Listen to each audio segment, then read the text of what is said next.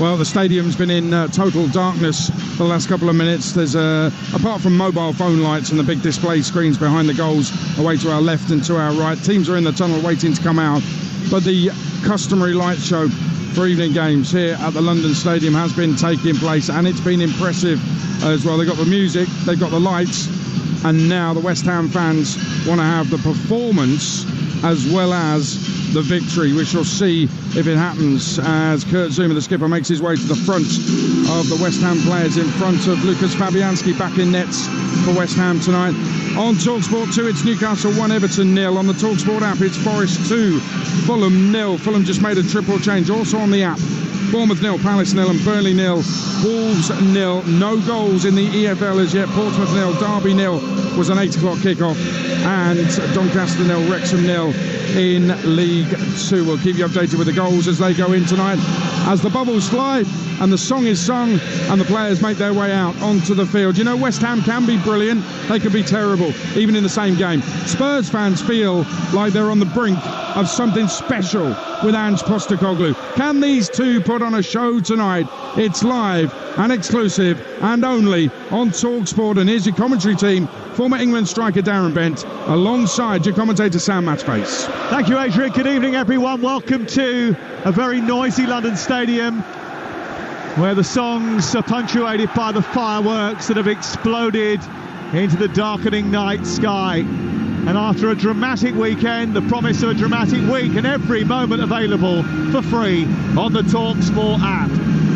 If you're of a sunny disposition, and most Spurs fans are, Tottenham could end this pivotal run of midweek clashes in the Champions League spot they crave. If you're a hammer, chances are you aren't very happy, and you're worrying that by Friday you could drop to 10th. Such is the nature of this stage of this compelling Premier League campaign, a season where style has been in vogue, substance maybe not so much. At the weekend, West Ham tried to see out a game they thought they had won, and in doing so surrendered the match to Newcastle.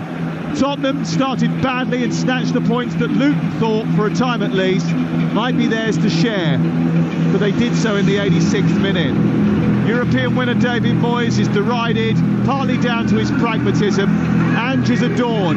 Thriller minutes, but not without fault. But for Spurs fans, they seem to be looking on the bright side. And why not?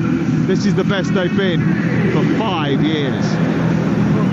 Here are the two teams, starting off with the home side, West Ham United, who have Fabianski in goal. He's the only change. Sofal is the right back, Mavropanos, Zouma, Emerson the back four.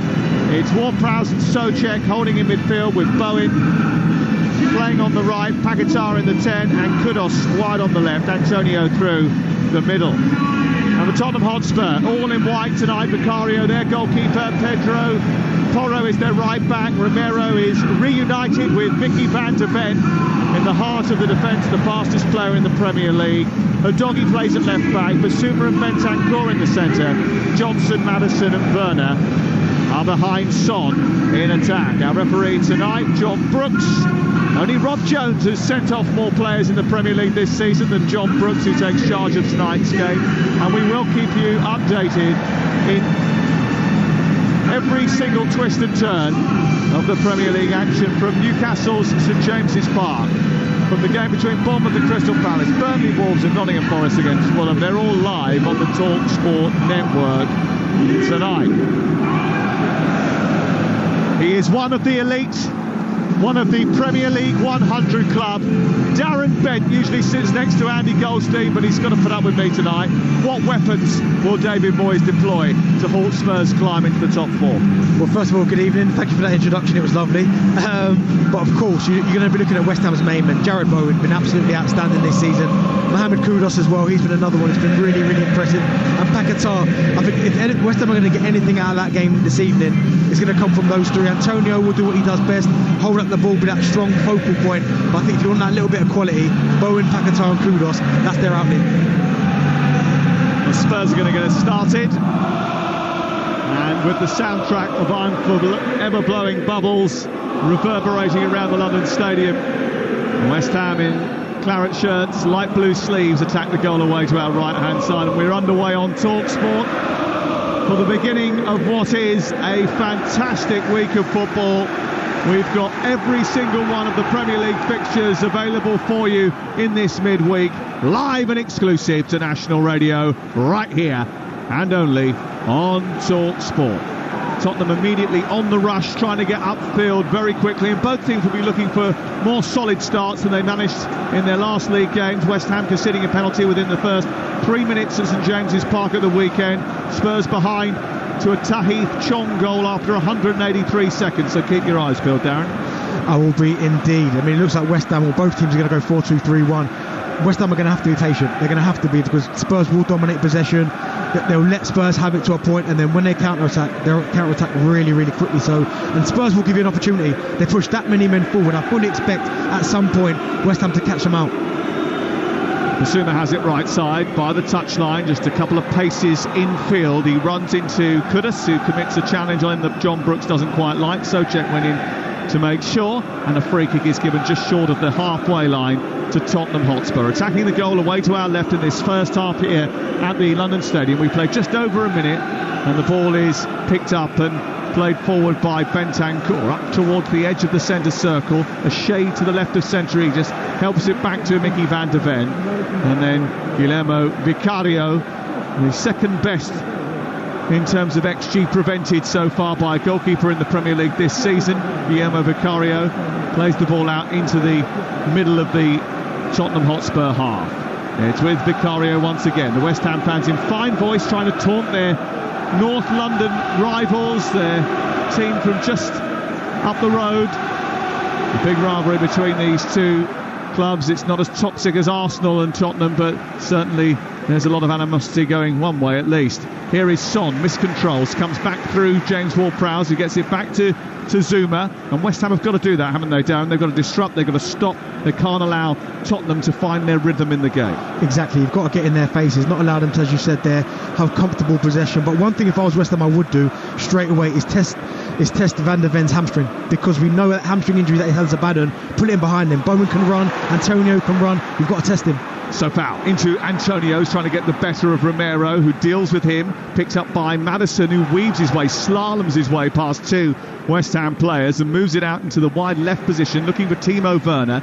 Werner couldn't control it. Paquetá brings it clear, and there's a foul by Maddison, which generates a free kick just over the halfway line, right side in front of David Moyes, who I think now is sporting a baseball cap because he was worried about the optics of that hood that Adrian was complaining about a little bit earlier on. And no one's getting out of Borley, that's for sure.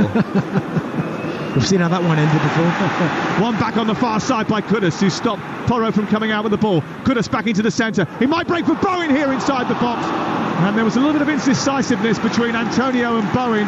They maybe just got in each other's way a little bit there. And when eventually it came through to Bowen, it ended up going out of play and away for a goal kick and harmlessly wide. But Porro rushed by Kudus over on the far side. Kudus going down the left towards the edge of the penalty area, pulled it back through the box. He went past Antonio, and I think because he went towards it, that distracted Bowen, who didn't get a clean shot away, Darren. Bowen's got to tell him early, get out of the way, because it's on his left foot as well. He's strong foot, and the way the ball was coming in, not that much pace in it. Bowen was coming onto it.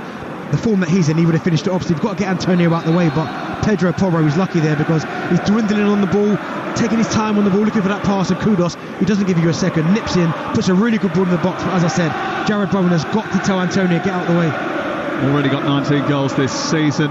One more Premier League goal for Jared Bowen, and he equals Paolo Di Canio's West Ham best of 16 Premier League goals in one season. Bentancur turns on halfway, fires it forward to a doggy then goes down that inside left channel, and they carry the ball upfield towards the edge of the West Ham penalty box. It's on to Werner now, goes on the outside, low ball in towards the near post, and Brennan Johnson arrives again and pops it in front of Fabianski, and 4 minutes and 28 seconds on the clock, and after a big chance for West Ham at one end, Tottenham take advantage at the other, and Brennan Johnson, who made such a difference coming off the bench at the weekend, he's on the score sheet again, and it's West Ham United 0, Tottenham 1. Brennan Johnson, really, really good goal, really well worked from Tottenham there as well. Timo Werner does absolutely fantastically well here, lines up the defender and goes past it, but in this situation there, if you're a defender, don't show him down the line. He's got all the space in the world to do it, but Brennan Johnson really does really well.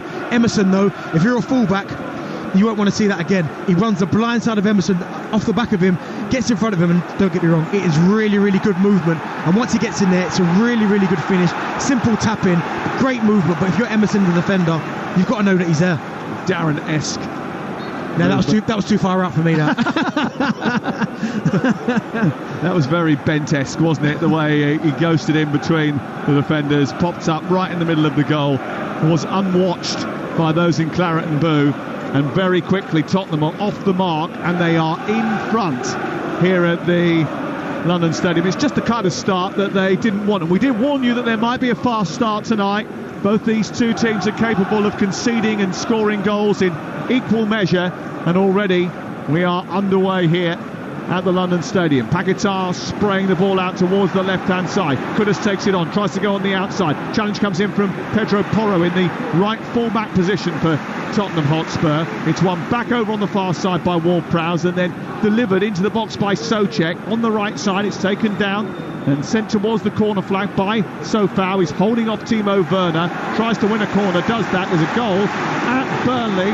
Let's get there now. It's Matt Jones. And it's gone the way of the host. It's Burnley 1, Wolves 0. It's an absolutely beautiful goal as well. The ball whipped into the box from deep by Vitinho, and it's met with a first-time sweeping finish by Larsson, who guides the ball into the far post. Burnley 1, Wolves 0. Get to half-time with Jeff Peters in just a second, but there's a corner here to be taken by Jared Bowen for West Ham, looking to equalise. 7 minutes on the clock, right under the goalkeeper, who's flattened it a little bit, and it's come back to Kudus, sends it goalwards. It took a deflection off a Tottenham jersey, and that was chaos in there, Darren. Ben, do you know what, Sam? That's an area that West Ham could really exploit, because Vicario, for me, is not the strongest on crosses. Finds himself flapping quite a lot. It's quite weak. I think sometimes he looks too much at the referee to try and get that foul. But I think we've got people like Kurt Zouma, Mavropanos, Antonio, Souček. I'd put it right under the goalpost for sure. Yeah, and Tottenham has struggled a little bit recently from corners as Bowen sends another one in towards the near post. It's headed away this time by Bentancur. Comes out as far as Emerson, who then just touches it wide towards the left. Kudus takes over. Antonio flicks it round the corner. Emerson's got it once again. Tees it back up for Kudus, who crosses the box, takes a deflection. It's a good response by West Ham to going a goal down. Yeah, Tottenham conceded from a corner kick in 5 of their last 12 games. It's an area of weakness that they need to tighten up on, but also an area where you think the West Ham probably have spotted that there is a weakness to exploit. Here they come with Antonio, who's taken away by Udogie. There was a tangle on the edge of the box, which West Ham wanted a penalty from. The offside flag has eventually gone up over on the far side against Kudus. There was the scream of an infringement on the edge of the penalty area before that, as Udogie tried to edge Antonio off the ball. That's something we don't see too often. Someone absolutely putting Antonio on the weights. I mean, he is one of the strongest players out there. But as you said there, it's been a really good response from West Ham. But you were speaking about the set places and the crosses earlier. That's definitely an avenue that West Ham could exploit, because, as you said there, Vicario, if I was a defender, he'd make me slightly nervous, because he's not the most commanding when it comes to crosses. What would make you slightly nervous if you're David Moyes is his inability to keep a clean sheet. That's no clean sheet now in 11 for West Ham United. And I think the defender was substandard actually throughout the course of the game against Newcastle at the weekend. Off to Forest in just a second, but they're on the attack against Spurs here with Bentancur into Bissouma. Back to Bentancur again, and then it's on to Maddison, who's on the wide left, pokes it to Werner, gets the return, or looks for the return, but Werner's ball back to him wasn't great. Paquetá's then robbed by Udogie, edge of the box, tries to wander into the D. He plays it to Son. Son sends it wide. It's taken on by Pedro Porro, who just misses the outside of the post with a strike from the edge of the penalty area. Jeff Peters will take a pause and find out what happened in the first half at Forest.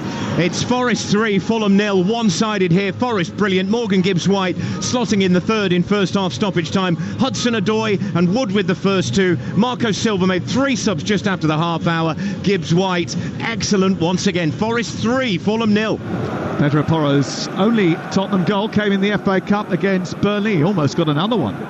Great strike, to be fair, but West Ham causing their own problems, trying to overplay at the back, where sometimes I know it's unfashionable to clear it, but it's danger first, prevent the danger first, and then as a team you can squeeze up the pitch. No point trying to play 1-2s on the edge of your own box, because Spurs press really well, they do that, and Pedro Porro with a chance at the end. Does it not strike you as slightly weird that, David Moyes is criticised for being pragmatic, and there's no argument in that. I mean, that sub at the weekend, Philip Sir Antonio almost underscored it and probably highlighted it in big fluorescent pink pen. Yeah. But their defensive record is so poor, and for a team that are so pragmatic, the fact that they have conceded so many goals and can't stop leaking, would that sort of set alarm bells ringing for you? Do you know what it would do as well? And David Moyes would probably allude to that fact, and say this is why we have to be pragmatic, because we don't keep clean sheets. Our defensive record isn't great, so this is why I have to play maybe a little bit more reserved than I'd actually like. But I think when you let a team score after 5 minutes, that completely goes out the window now, because now they can't be pragmatic. They're going to have to get on the front foot and try and get themselves back into this game. Well, it's certainly been a fast start to the game. It's been played at a furious pace, and it is 1-0 to Tottenham Hotspur, live on Talksport 11 gone. The ball down the left, it goes into the path of James Ward-Prowse. It's kicked clear by Romero, and then up through the middle to Maddison, and Maddison's got the wrong side of Paquetá. Lovely little body swerve to just move in front of the Brazilian and edge it out towards the right side. Taken on by Son, sends it back down the right, looking for the run of Maddison. Didn't quite reach him. Paquetá then danced around his opposite number 10 and then moved into the left fullback position, then gave the ball away again. And then Kudus won it back. West Ham have it, but it's all very tight and congested over on the far side, and a bit hectic and chaotic as West Ham try to bring it out from the back. It remains 1-0 to Tottenham, and just as you were saying, you don't need to play those 1-2s in and around the edge of the penalty area. They went and did it again. We know Paquetá in terms of possession is one of the very best. He can hold on to it, really comfortable in possession. But again, there's times where you've got to just clear your lines. I know you want to play this expansive football, but do you know what I mean? If you go a bit more direct to Antonio, who can play that way, then the whole team squeezes up, and then you can maybe start playing again in their half. At the minute, you keep giving the ball away just outside your edge of your own box, Spurs will punish you again. The rain teeming down, creating a misty view from our lofty vantage point just right of the halfway line. We are in the main stand here with Tottenham Hotspur in possession and in front on the scoreboard, attacking the Bobby Moore stand away to our left-hand side. The ball sent into the box from the wide right once again by Spurs. Again, the clearance from Sofau was not convincing. Udogi's won it back. He's exchanged passes with Werner, and Tottenham have squeezed up to the edge of the West Ham box once again. Werner takes it on now, tries to nudge it back to Maddison. Bit of room for him on the edge of the area. That's dangerous. Pokes it back to Son, who sets his feet and then shoots towards the far corner. Maybe took a little bit too long. Telegraphed that towards Fabianski's left, who dropped and managed to stop it, hold on to it, and will clear his lines. It remains 1-0. Nice finish there, nice play from Tottenham Hotspur. Heung-min Son in that position is so dangerous as well. When he gets half a yard and he finishes it, he's one of those guys you don't want to give too much space to. But there, I think Fabianski, he read it, and that made the save a little bit more comfortable. But you can't allow someone of his quality that time and space in the penalty box. Big game in League One tonight, and Derby have taken the lead. Joe Ward with his first goal of the season after 23 minutes, but don't panic, because Kamara has got one back for Portsmouth. It's 1-1 down at the mighty Fratton Park tonight. Massive game at the top of League One. Ball out towards the left-hand side. It's collected by Ward-Prowse on the edge of the area as West Ham trying to come forward in search of an equaliser. A sweeping challenge by Maddison goes unpunished. It goes into the box over the top from James Ward-Prowse, looking to feed Bowen, who tried to squeeze between the two defenders and get into the box, but it didn't quite reach him. It ran off the greasy surface and into the arms of Vicario, and it remains 1-0 to Tottenham Hotspur. But it is a lively game, isn't it?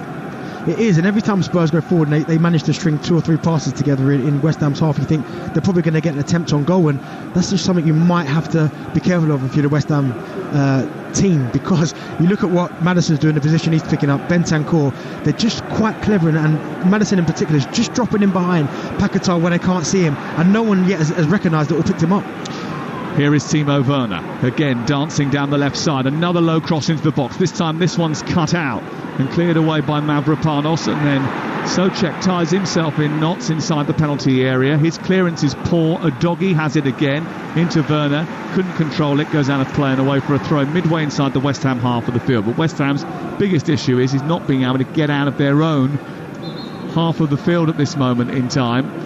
And every time that Spurs put the squeeze on, there is a big problem for David Moyes and his team. I think he said, David Moyes, that during the game against Newcastle there were marginal decisions by the referee that changed the game on Saturday. I think it's worth highlighting that Newcastle's expected goals tally was 4.07 and West Ham's was just 1.42. I mean, that's an issue in itself when you look at those stats. But you're right. I mean, I think if you're a player on the pitch at the minute, and certainly for West Ham, you know that you keep trying to play out from the back, you keep getting caught. You might have to just take the initiative yourself and go, do you know what? We're going to go direct for the next 5 minutes. Start playing in their half. Antonio, he's going to have to work hard. He's going to have to hold it. He's going to have to make runs in behind. But at the minute, they're not even testing Spurs at all. They're just playing out from the back. Spurs put the squeeze on. They win it back, 10 yards outside West Ham's box, and then it's another attack. And West Ham can score goals, and they certainly have got the speed, and they are rapid enough to exploit the Spurs high line, as they did on Saturday in that game against Newcastle. Antonio bending his run to score a thumping equaliser is an example of that. He timed his run absolutely to perfection. Here is a doggy at the other end, though, going down the left and trying to get the better of Paquetá as Doncaster take the lead in League 2 by a goal to nil against Wrexham. And there is a foul on a doggy, which the referee wasn't too happy with. And there's going to be a free kick to Tottenham in a dangerous position. We'll get to that in just a second, because there's been a goal down at Bournemouth. Alex Crook.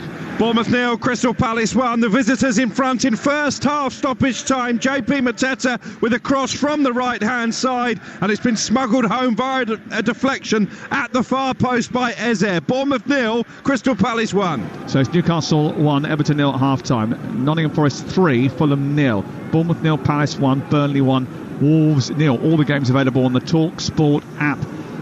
Just download it. You can flick between Talksport, Talksport 2, Virgin Radio Chilled, Virgin Radio 80s, which I know is on in Adrian Durham household, as the free kick comes in, right-footed towards the edge of the 6-yard box from Spurs, who are attacking the goal away to our left. Maddison's delivery cut out by West Ham, but again, they cannot escape. They can't find a way out, and Tottenham come back again down the left with Werner, who thunders it at the legs of Sofal, and it goes straight back out for a throw-in on this near side. And Ange Postecoglou, with his hood up, his big stadium jacket, getting drenched in the evening rain, claps and applauds his team that have snapped into this game very, very well indeed. Back to Alex Crook, because there's been another incident at Bournemouth.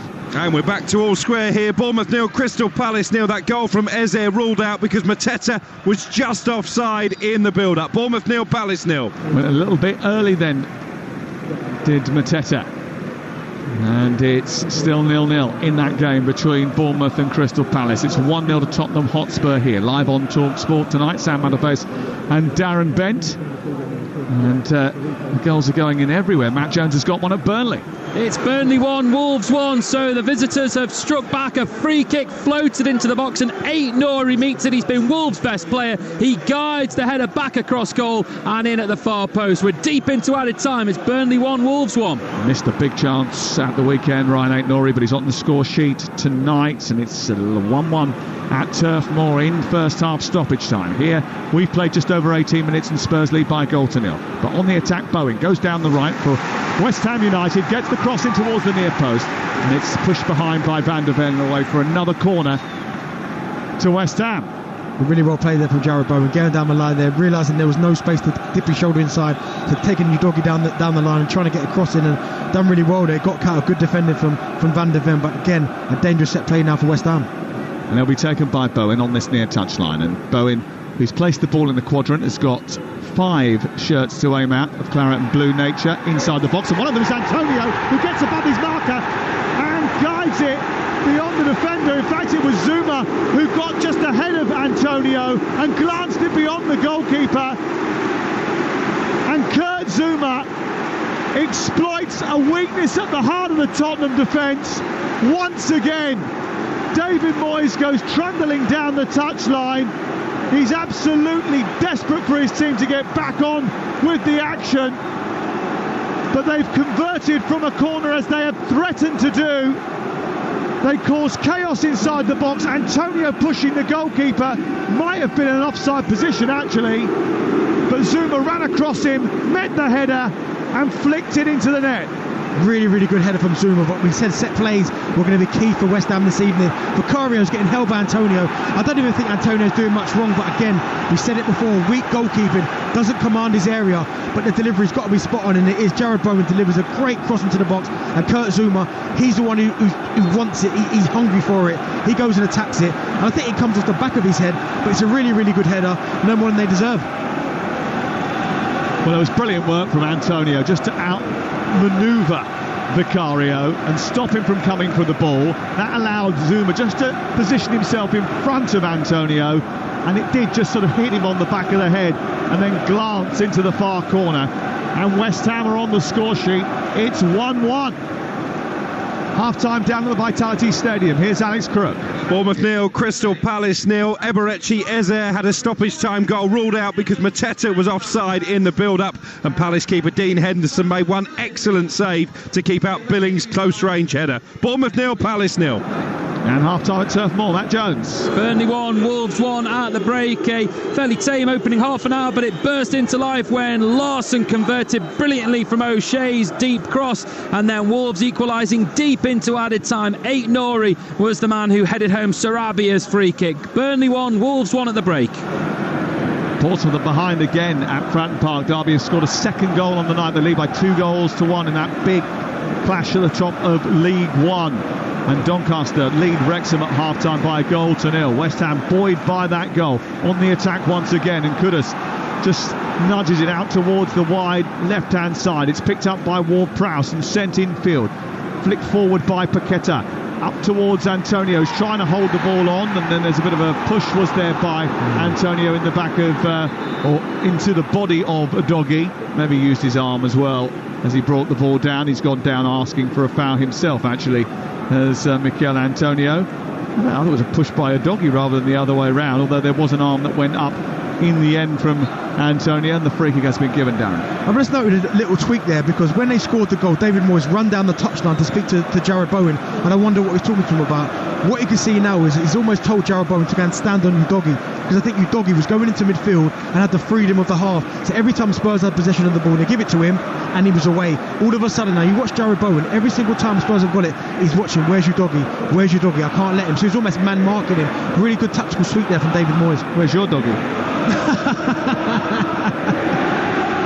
I mean, it's not a secret, is it? I mean, they've been doing that all season, haven't they? They've utilised that inverted fullbacks throughout the campaign. It does leave them exposed in wide areas defensively. Andros Townsend had oceans of space to run into ahead of the Luton goal at the weekend.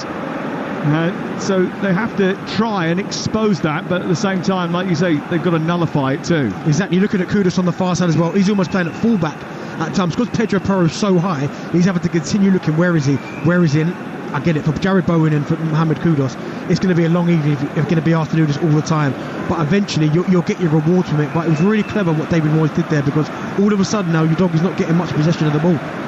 West Ham 1, Tottenham 1, and the goals from Zuma and Johnson in a blistering first 20 minutes of action in the rain in East London.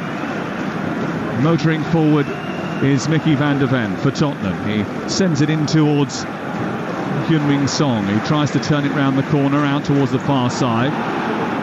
It's collected on the edge of the penalty area by Mavropanos, and then picked up by Sofal. Bends the ball round the back of the defence, and he beats Udogie to get there, Bowen, but he can't beat Mickey van der Ven, who steps across him, takes it away from him and moves the ball upfield at pace. And Bowen suggesting that maybe he was fouled, and the crowd down in that corner certainly weren't happy with the challenge, but I don't think there was anything wrong with it, do you? No, I mean, he's just lightning quick, Mickey van der Ven. I wondered how the hamstring was. It just showed me there that's perfectly fine, but no, I didn't think that was a foul there. I think he got his body in and defended really well, and Jared Bowen, if you're in that situation there, it's disappointing, because you've got to sprint back 60 yards. Fastest player in the Premier League since records began in 2020. Here is Bentancur firing the ball into the feet of Son, who then sends it out near side to Udogie. Son again in space, and there's a bit more of it on the far side, the right. And didn't quite squeeze it into the path of Bentancur. It's cleared away, and then that's a horrible tackle from behind by Basuma on Jared Bowen. He's going to get spoken to by John Brooks, so we'll go off for a goal at the City Ground. Jeff Peters. It's Nottingham Forest 3, Fulham 1. They've got one back early in the second half. Tosin with a header from 6 yards from an in-swinging corner, and their tails are up here, but they've got a lot of work to do. Forest 3, Fulham 1. Yeah, they've got a lot of work to do, but they are capable of mounting a comeback, as we saw at the weekend. For them, they made that triple substitution in the first half. You're listening to West Ham United 1, Tottenham Hotspur 1 on Talksport with Now. And don't forget that with Now you can stream all the Sky Sports action contract free with a Now membership. Search Now Sports. Here on the far side, West Ham coming forward, collected by Antonio, who's trying to dance his way to the edge of the box, but he runs into Pedro Porro, pinches it. It's swept forward by Bentancur, but Zuma is there to intercept, and once again West Ham come forward. Now they're putting the pressure on, right on the edge of the area. It comes to Bowen, who couldn't get it out of his feet before shooting, and then a little bit of a misfield by Vicario, who went sliding to his left in the greasy conditions, couldn't hold on to the ball, almost scooped it back for Antonio as he went down on the edge of the 6-yard box, and eventually they managed to get it clear. What I like about Jared Bowen, Sam, is the fact that it doesn't matter where it comes to him, on his left foot, on his right foot, he's willing to have a go with it. Some players are so one-footed, they try and move onto his left, manoeuvre it, not him. It drops to his right foot there, he takes a touch, hits it. It's unlucky that it takes a slight deflection, and the keeper gathers it quite comfortably. And a really good start to the game. Both teams have had their chances, created their chances and scored their chances, and here's another for Bowen. He's trying to get behind the doggy, who this time has watched Bowen. It's a good little battle between those two. He just edged his body in between man and ball and guided it back towards the goalkeeper Vicario, and Tottenham managed to get the ball away. But it is fast, it's furious, it's frenetic, and the rain, I think, helping the slick nature of the football, the end-to-end tempo. Bissouma just in front of the centre circle, finds Maddison, tried to cutely thread the ball through to Son. Didn't come off, but it's repelled only as far as Romero, who's high up inside the West Ham half. It goes out towards the right, collected by Bentancur, and then goes infield towards this left touchline where Udogie's just wandered in once again into West Ham territory, now being watched by Antonio as Udogie comes forward. Little touch by Bentancur, the ball played into the area for Maddison by Pedro Porro, just a little bit too heavy for Maddison, and it's cleared away by the West Ham defence. It's a really nice play there from Spurs on the edge of the box, keeping possession. The first bit of possession they've had probably in the last 5 minutes, and Maddison again making those little deep runs. He's almost peeling off the back of Paquetá, who doesn't know quite where he is. Really clever, just drifts in there, and as you said, the weight of pass is a little bit better. Maddison gets a shot off. 67% possession for Tottenham Hotspur, who led the match by 1-0, now have been pegged back by West Ham United from a corner kick. And again, it's the sixth time in recent history in the last 13 games that Tottenham have conceded from a corner kick, something that we highlighted to you early in the game. It's something that obviously West Ham have felt that they could cause problems with. Here is Maddison down the right into the path of Brennan Johnson, whose low ball is aimed towards Son but poked away by Zuma. And then it's collected once again, and we're in that pattern where Tottenham are just not allowing West Ham to escape from the edge of their box. It goes wide again, collected by Bissouma into Maddison. Maddison looking up, threading the ball into Pedro Porro, bumped out towards the right side. This is good confident football from Spurs. As they move up towards the edge of the box, Maddison turns it round the corner. A chance to cross now. Into the area it goes, where it flicks off the gloves of Fabianski, who got something on that, but it wasn't convincing. And it slipped off the back of them and goes out on this near side, and it's away for a throw-in. Do you know what, Sam? Spurs are never going to score with a cross like that. When you've got someone like Mavropanos and Zuma, big boys in there, Thomas Souček dropping in there as well, if you're going to score like the goal they did get, it's the little cutbacks, the ones along the floor. If you're trying to whip them in that head high, these guys want you to do that. They're almost showing you to do that. So Spurs have got to be maybe a little bit curating in around the box. Well, one of their facets this season has been getting to the byline, cutting the ball back, or the opposite winger joining in at just the right time. A bit like Brennan Johnson did for the opening goal. And that style of creating chances has certainly served Ange Postecoglou's team very well over the course of the season so far. 29 gone, live on Talksport on a week where we've got every single Premier League match live and exclusive to national radio right here on Talksport, Talksport 2 and the Talksport app. It's really interesting. Here's Son trying to feed Maddison, edge of the area. Might come through kindly on the edge of the box for Pedro Porro, cleared away by Zuma. You're about to say? I was going to say, it almost looks so. It's interesting how Udogie there in that passage of play was almost playing centre forward alongside Son, because he can't get a touch in that kind of inverted winger, because now Jared Bowen's dropped on him, Antonio's dropped on him. He's almost had to go even higher to try and get a touch. And I just think West Ham, if you look at that and you think, well, we can win the ball back quickly, Jared Bowen's away. Romero in the centre circle, lots of space on the far touchline if they want to exploit it. Brennan Johnson almost hugging that touchline and then threatening to come in over on the far side. They've lost the ball. Son gave it away. Kudus, who we haven't seen much of so far in the match, has run into Maddison. He's found Maddison, and the free kick has been given against the Ghanaian international. The Spurs very quickly turn that situation into a quick, sharp attack into the box, and Johnson's got away again, and the ball through the 6-yard box this time doesn't reach Werner, and it goes on the other side and out for a throw-in. Really good play, but too much pace, too much power on the cross. I mean, Son's movement is good as well, and even Timo Werner, it gets with the back of Soufal, and you're thinking, right, can he pick up the pass? Brennan Johnson, he just smashes it as hard as he can, and even if Werner does get something to it, it's either going to come off his knee or his thigh, and it's still an uncomfortable finish. So Brennan Johnson there, listen, he's done well this first half. That situation there, don't need to smash it as hard as you can. But it's another one of those constructed attacks where they get down one side with one winger, and the opposite winger is the one who's coming in to try and finish off the chance. Ball back to Vicario, takes a heavy touch, Antonio goes to close him down inside the Tottenham penalty area. Romero takes it, plays a reverse pass to get himself out of dodge, and then two Tottenham players go for the same ball, but they do well enough to bring the ball out with a little bit more poise than many were anticipating, and Udogie then tries to send it down the left to release Son, but across comes Zuma, who sensed the danger, read the danger, and scuttled across from the middle of the West Ham half into the inside left channel and put it out for a throw-in. Here's Bentancur being pursued by Paquetá, who's gone to ground. Bentancur still going with the ball, and then just again not the correct weight of pass into Maddison. Overhit it, and it's away by Soufal and out on this near touchline. This is Talksport on this wet and wild Tuesday night of live Premier League action, where Newcastle lead Everton. Everton haven't won a game in the Premier League since December the 16th. Wow.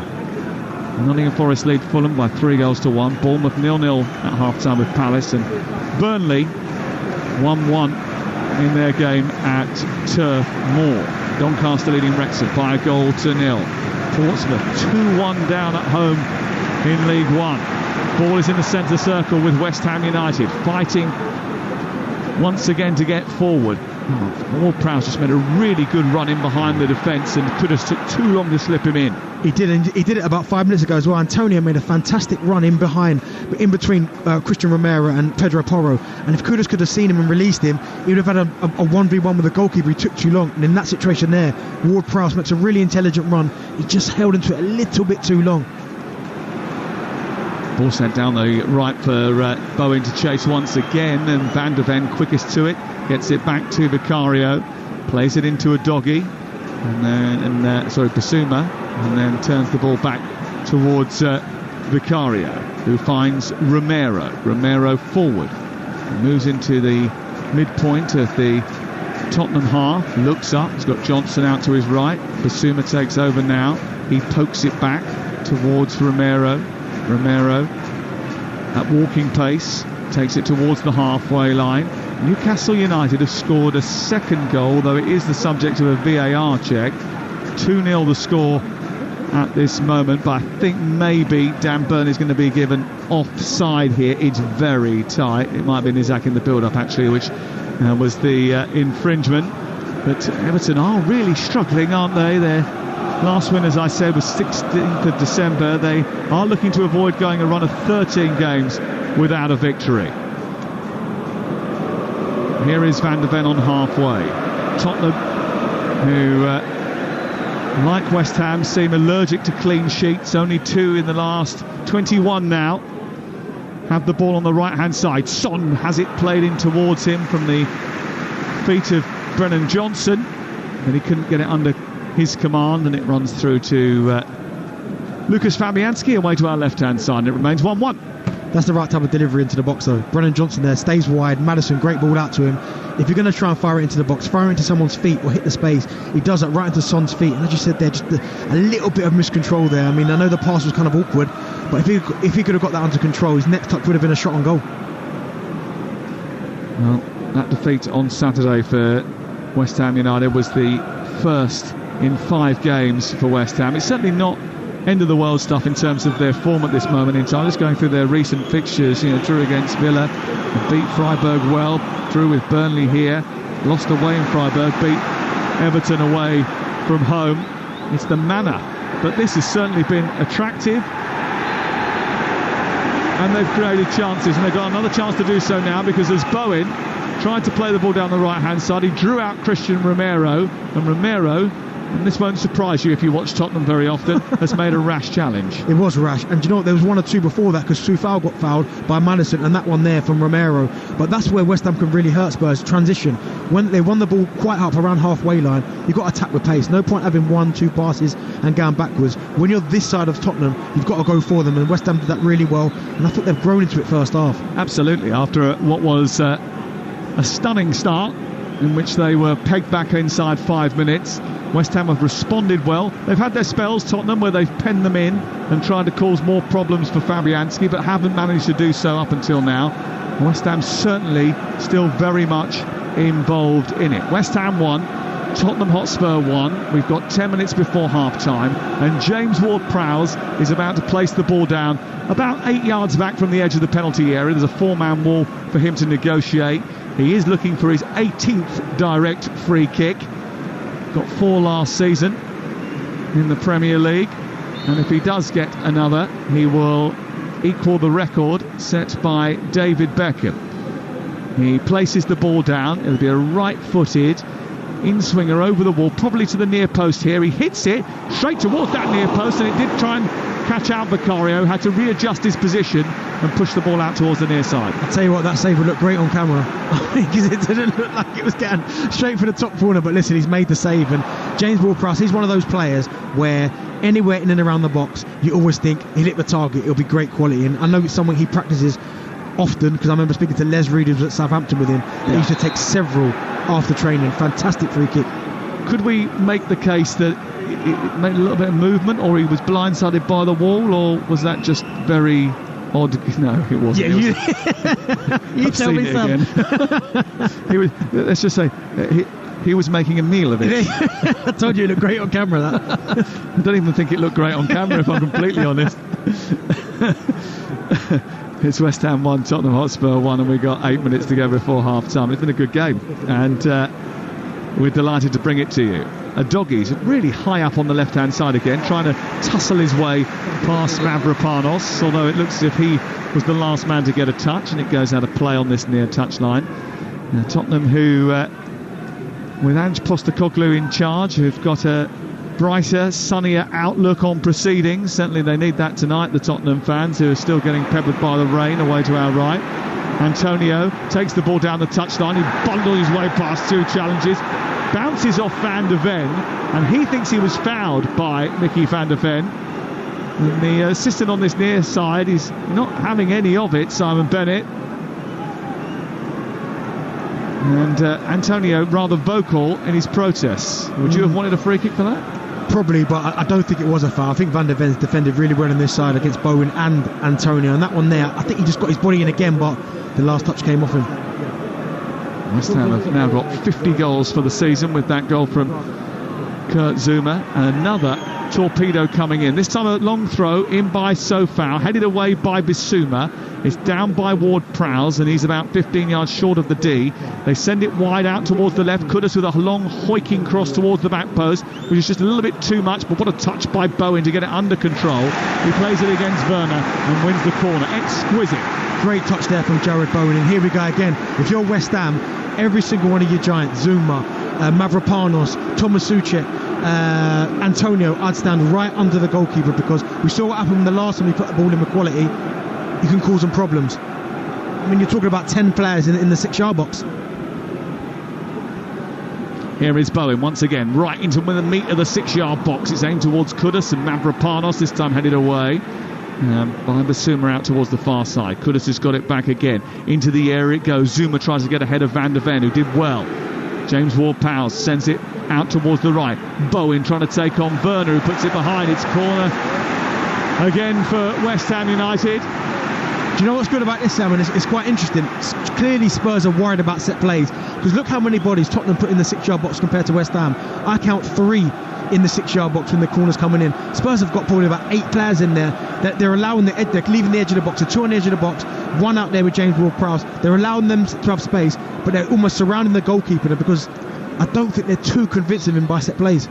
Here is the corner taken by Bowen. Again, it's right under the goalkeeper, who just about gets something on it this time.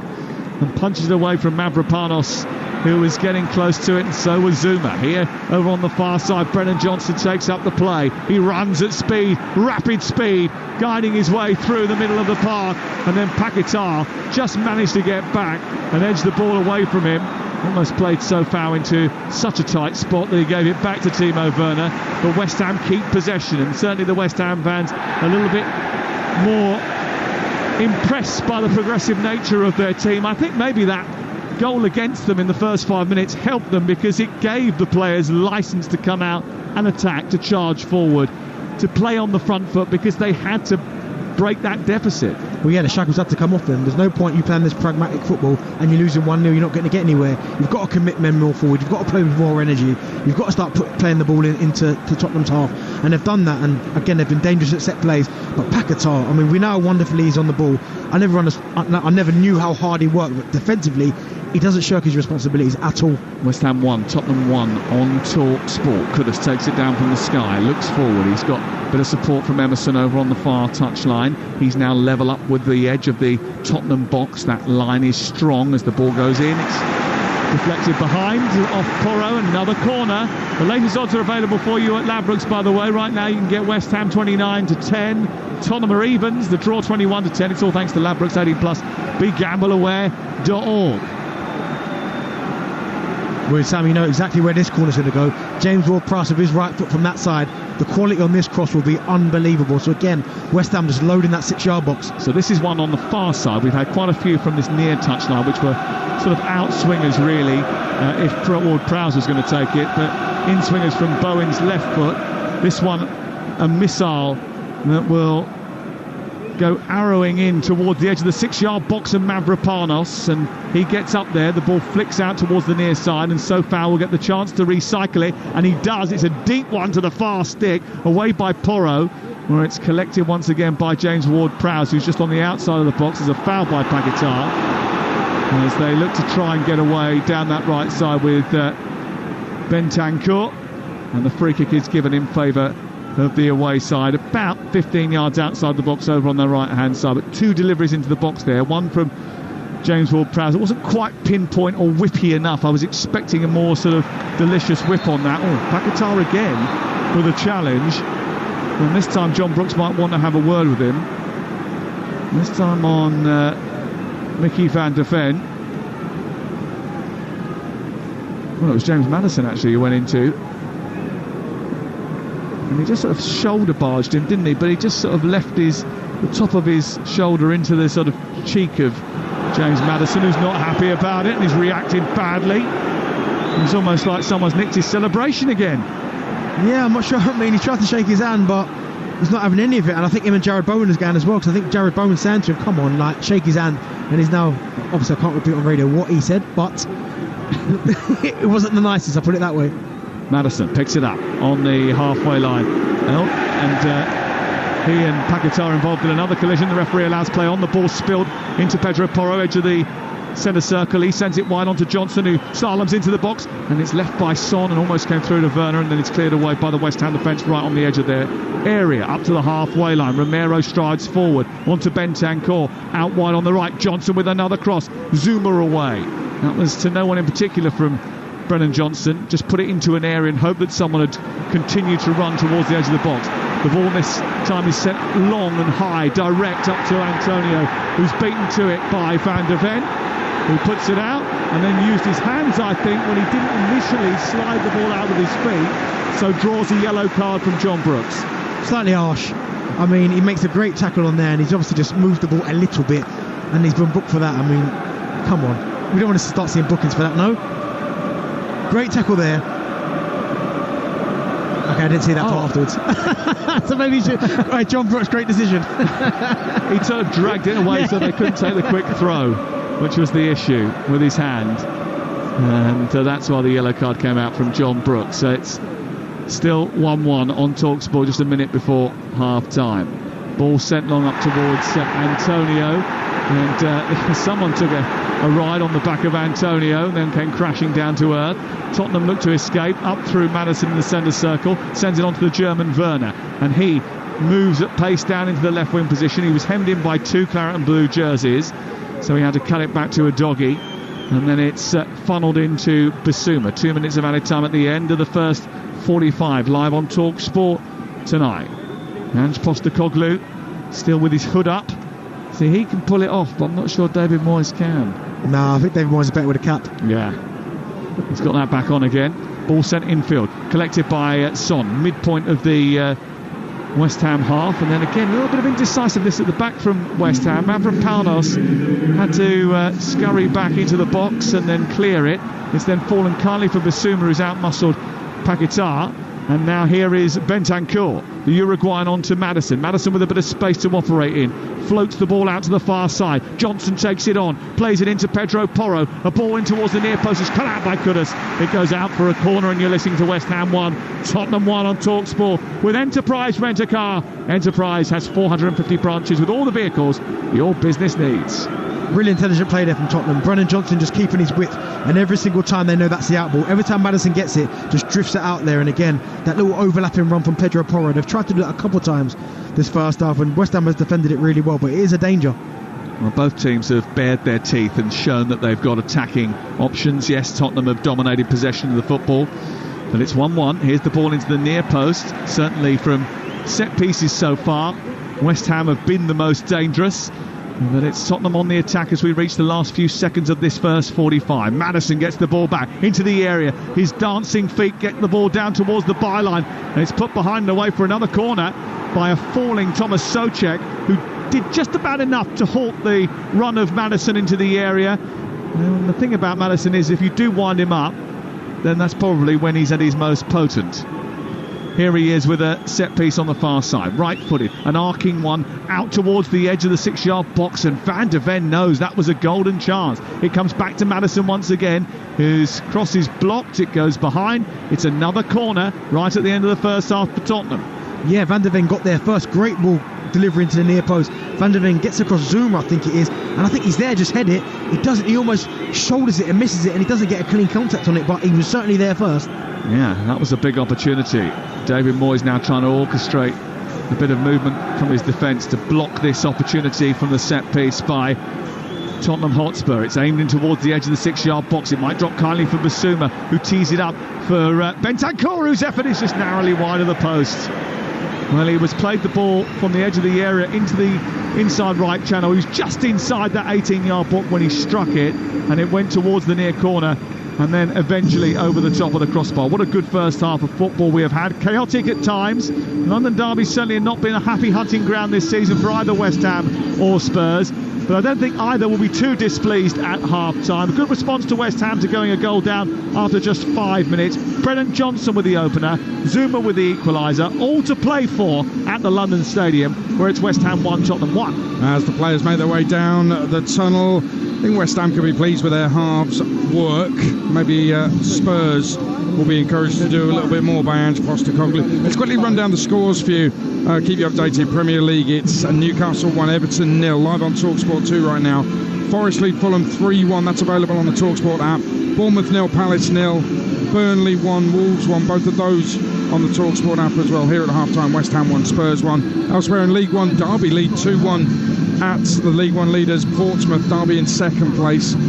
League 2, Doncaster 1, Wrexham 0. In the National League, Halifax 0, York City 0, and Scottish Championship, Arbroath 0, Airdrie 0. But West Ham 1, Spurs 1 here. Darren Bent at half-time. And let's talk about the two goals first of all. Bowen missed a great chance for West Ham early on. Straight away, 4.5 minutes gone, up the other end. Brennan Johnson from close range, and you called it beforehand.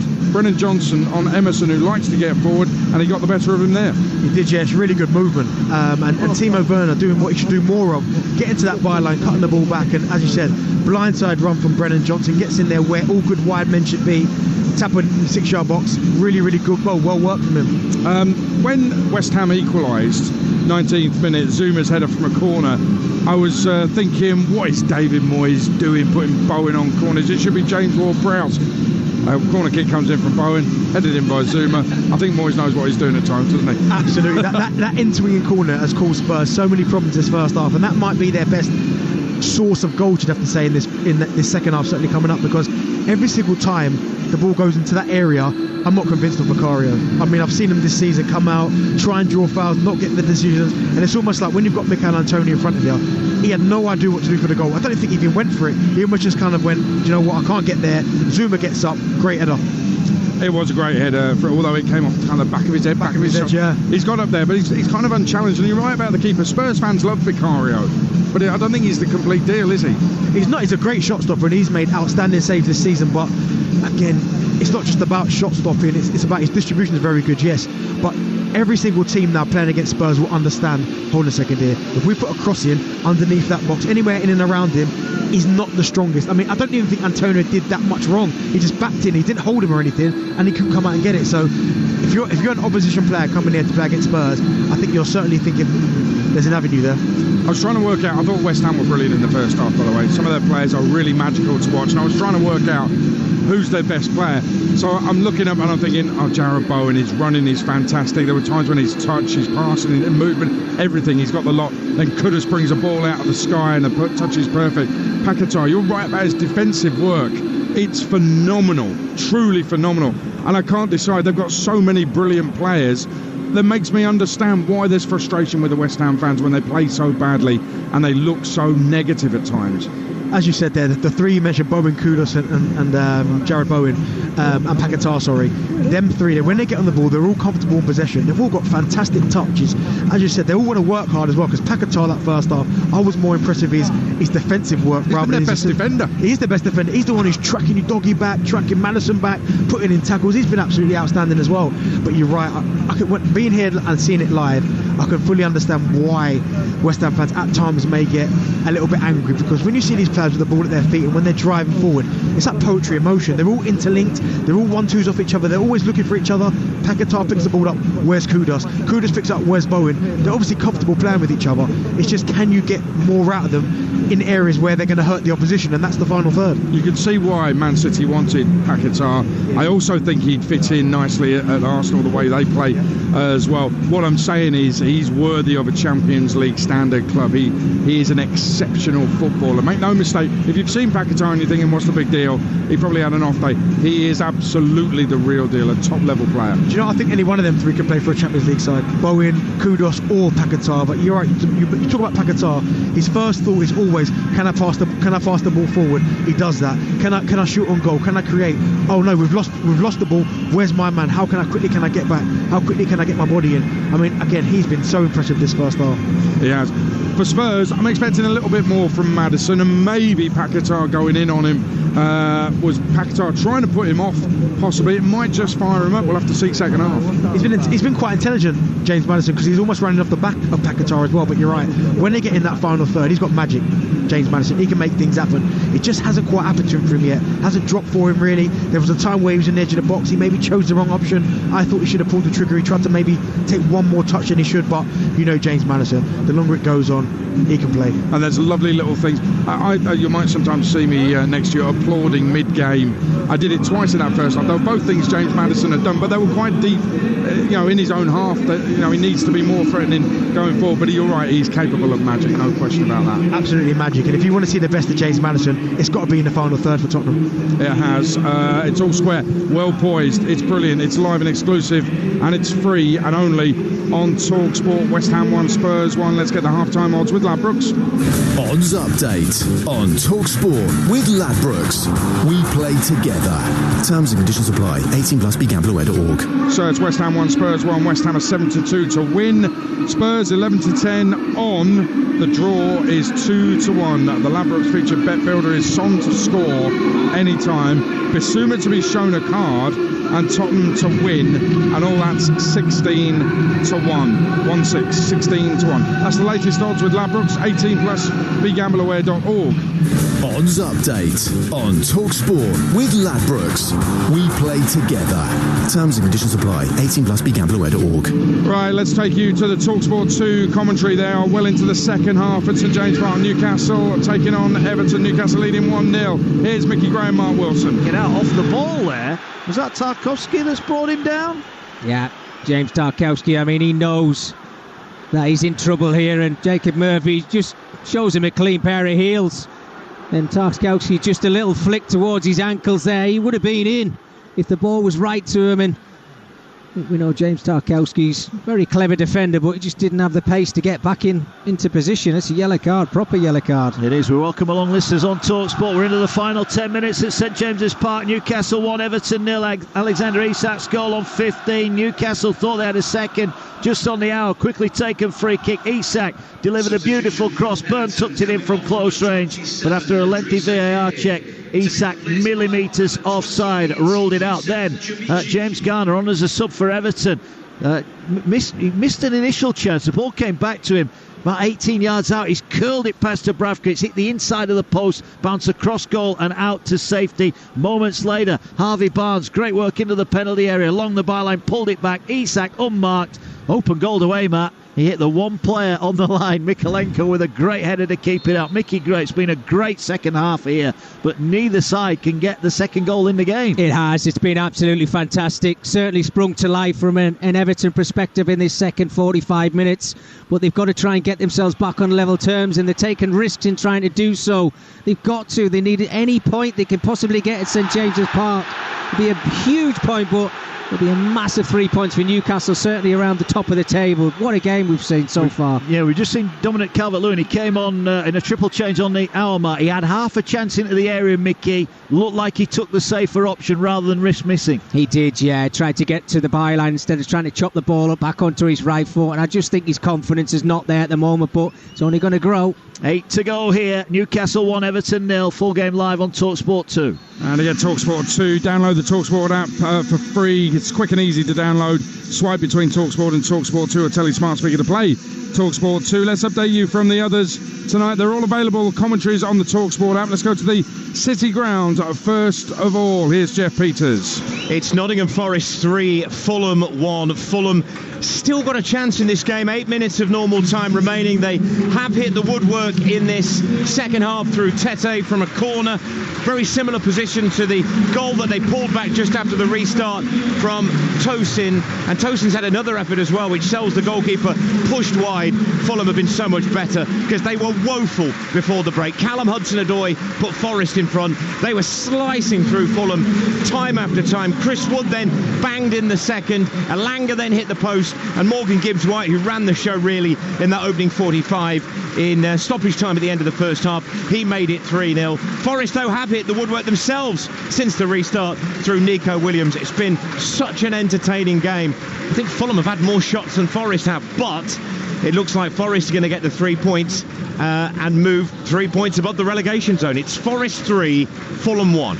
Yeah, they're into the last 10 minutes there. That was a 7:30 kickoff, 7:45 kickoff at Turf Moor. Burnley taking on Wolves. Latest there, Matt Jones. And it's still Burnley 1, Wolves 1 here, about 22 minutes to go. It's been a good second half so far. Burnley will certainly feel that they should have taken the lead. They've had a couple of excellent chances. Sarr making a terrific save from Larsson, who met Vitinho's pullback, and then there was a stinging Odegaard shot that was palmed away as well. At the other end, though, Ait-Nouri had a massive chance to make it 2-1 to the visitors. He burst onto a through ball. He was through on goal. He only had the keeper to beat, but somehow managed to shoot straight at Muric at his near post. So both teams still very much going for the win, because it would be important for Burnley in their battle against relegation, and it would be important for Wolves if they could pick up the 3 points as they fight to try and get into Europe. As a little aside here, Adrian, they've had to evacuate one of the blocks in the big home stand behind the goal here, the Jimmy McElroy stand. Now, Burnley started doing this in the first half. They've released a statement to say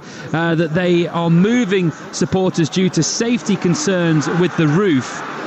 So there's no one in one of the blocks behind the goal. Some of those fans have had to leave the stadium, and they've opened the fan zone here at Turf Moor so they can watch it outside the ground. And I think some may have been moved into other seats within the stadium as well. But certainly it'll look a little bit odd if you watch the highlights of this one on TV later, with a whole block with no fans in it behind the goal. But about 21 minutes to go. It is Burnley 1, Wolves 1. There's more details on that story that Matt was just talking about on the Talksport website, talksport.com. Now, any sign of a goal in the other one of the Vitality. Alex Crook.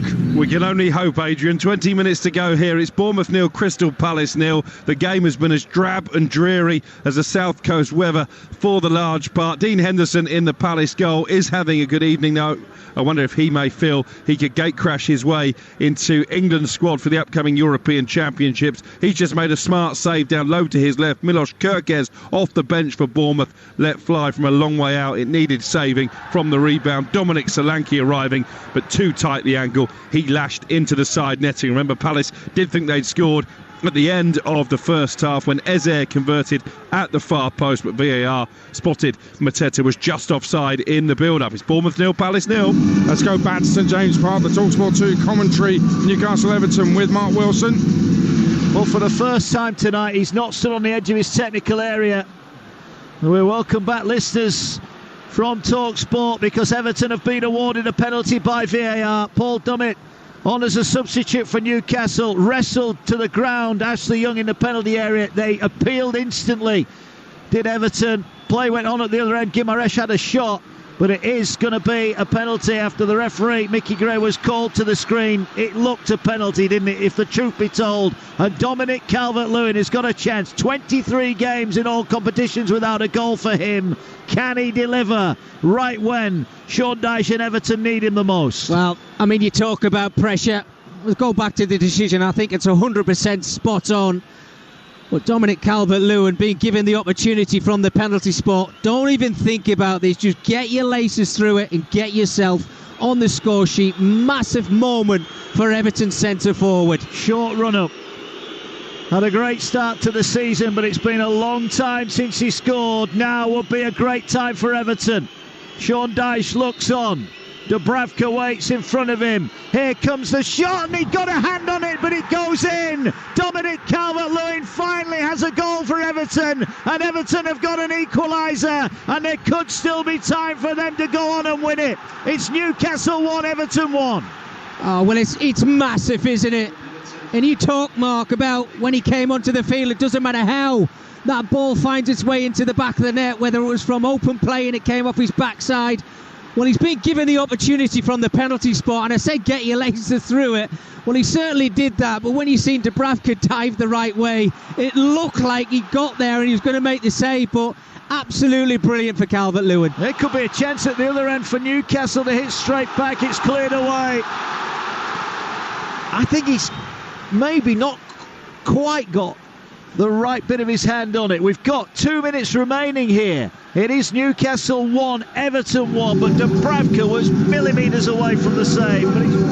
There you go, that's live on Talksport 2, closing stages of that. Dominic Calvert-Lewin has scored a goal, and it's the equaliser. Newcastle 1, Everton 1. As I say, the closing stage is live on Talksport 2 right now. Bit of breaking news out of Manchester United.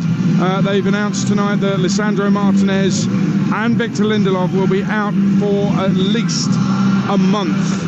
But so many injuries. Martinez particularly has been unlucky with injuries. Both of those out. They're at Chelsea on Thursday night. That's live on Talksport 2. The song's going again. Bubbles are flying. Players are back out for the second half. It was a fascinating first half, and it's well poised. It's all square. It's West Ham 1, Spurs 1. It's live, exclusive, free and only on Talksport, and here's your commentary team, the former England striker Darren Bent alongside Sam Matterface. Well, we really enjoyed that first 45 minutes here at the London Stadium, and as the bubbles cascade into the evening sky with the accelerator orbital opposite us shining bright red against the dark night sky, the second half gets underway with the stands only really half full after what has been a half-time break where everyone seemed to be rushing to the concession stand to get some sort of refreshment. As a result of that, as we start the second 45, there's a lot of empty seats. No changes as far as personnel is concerned at the start of the second half. So West Ham now attacking the goal away to our left with Fabianski in goal, Sofal Mavropanos, Zuma and Emerson the back four, Ward-Prowse and Souček holding in midfield, Bowen, Paquetá and Kudus behind Antonio in attack, and Tottenham all in white And now attacking where their fans are housed. Away to our right in the Sir Trevor Brooking stand have Vicario in goal, Porro, Romero, the booked Van der Ven, Adoghi, and then Basuma and Bentancur, Johnson, Maddison and Werner and Son. You were saying at half-time that finishing touch, that final pass from Tottenham has got to be a little bit crisper. Is that what Ange Postecoglou would have focused on in the break? Yeah, 100%, because they keep getting themselves into good areas that first half, getting to the byline. It was just that final pass, final cross. There was times when the quality into the box wasn't the right pace or even the right direction on it as well. So that's one thing. They're getting in the areas. That's the hard part, is can they pick that final pass? Basuma with another sloppy ball from the halfway line as he tried to edge it forward into the path of James Maddison. It was cleared away by West Ham, and Kudus has got it in almost the left fullback position. He's under pressure from Johnson, gives it back to Fabianski, who clips it over the head of the onrushing Werner, who sprang up into the air and almost prevented it from getting out of the penalty area and putting West Ham under pressure. But now the other end, West Ham escaping, and the game very quickly settling back into a familiar pattern where one team attacks and the other team do, and it's a quick throw by Sofao into the box looking for Bowen, cut out by Basuma. He manages to clear it to the far side, and there's not a lot of composure, and Maddison's just given the ball away edge of the area. Antonio thunders it from the edge of the D, and it's saved by Vicario, and he pushed it out towards his left hand side. Sloppy from Maddison, almost they took advantage of it. Ball deep towards the far post, the doggy watching it get there before Bowen and glance it out for a corner. West Ham have come up the blocks really fast this second half. I mean, again, overplaying out from the back. Just clear your lines. Bentancur is usually better than that. Great strike from Antonio on his weaker foot. Good save from Vicario, but again, it's another corner. It is another corner, which will be taken over on the far side by Bowen in towards the near touchline.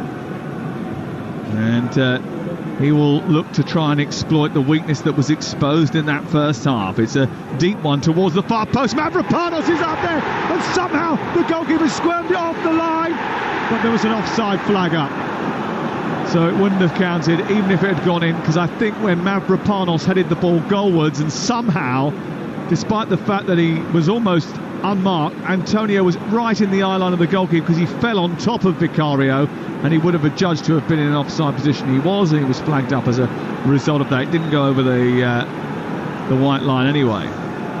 Another warning for Spurs there. You put the ball into the box with quality, you've got players that are willing to put their head on it and try and attack it. And Mavropanos, really, I know it would have been ruled offside, but he should score. I think he's 3 yards out as well, and he hits the goalkeeper. He should be scoring from there. And they're sloppy, aren't they, from those set pieces? At this moment in time, they're getting mullered by corners. West Ham 1, Tottenham 1. 49 minutes on the clock. Slid forward towards Maddison. Son tries to get involved, but again, West Ham just a little bit sharper, a little bit more intense at the start of the second 45.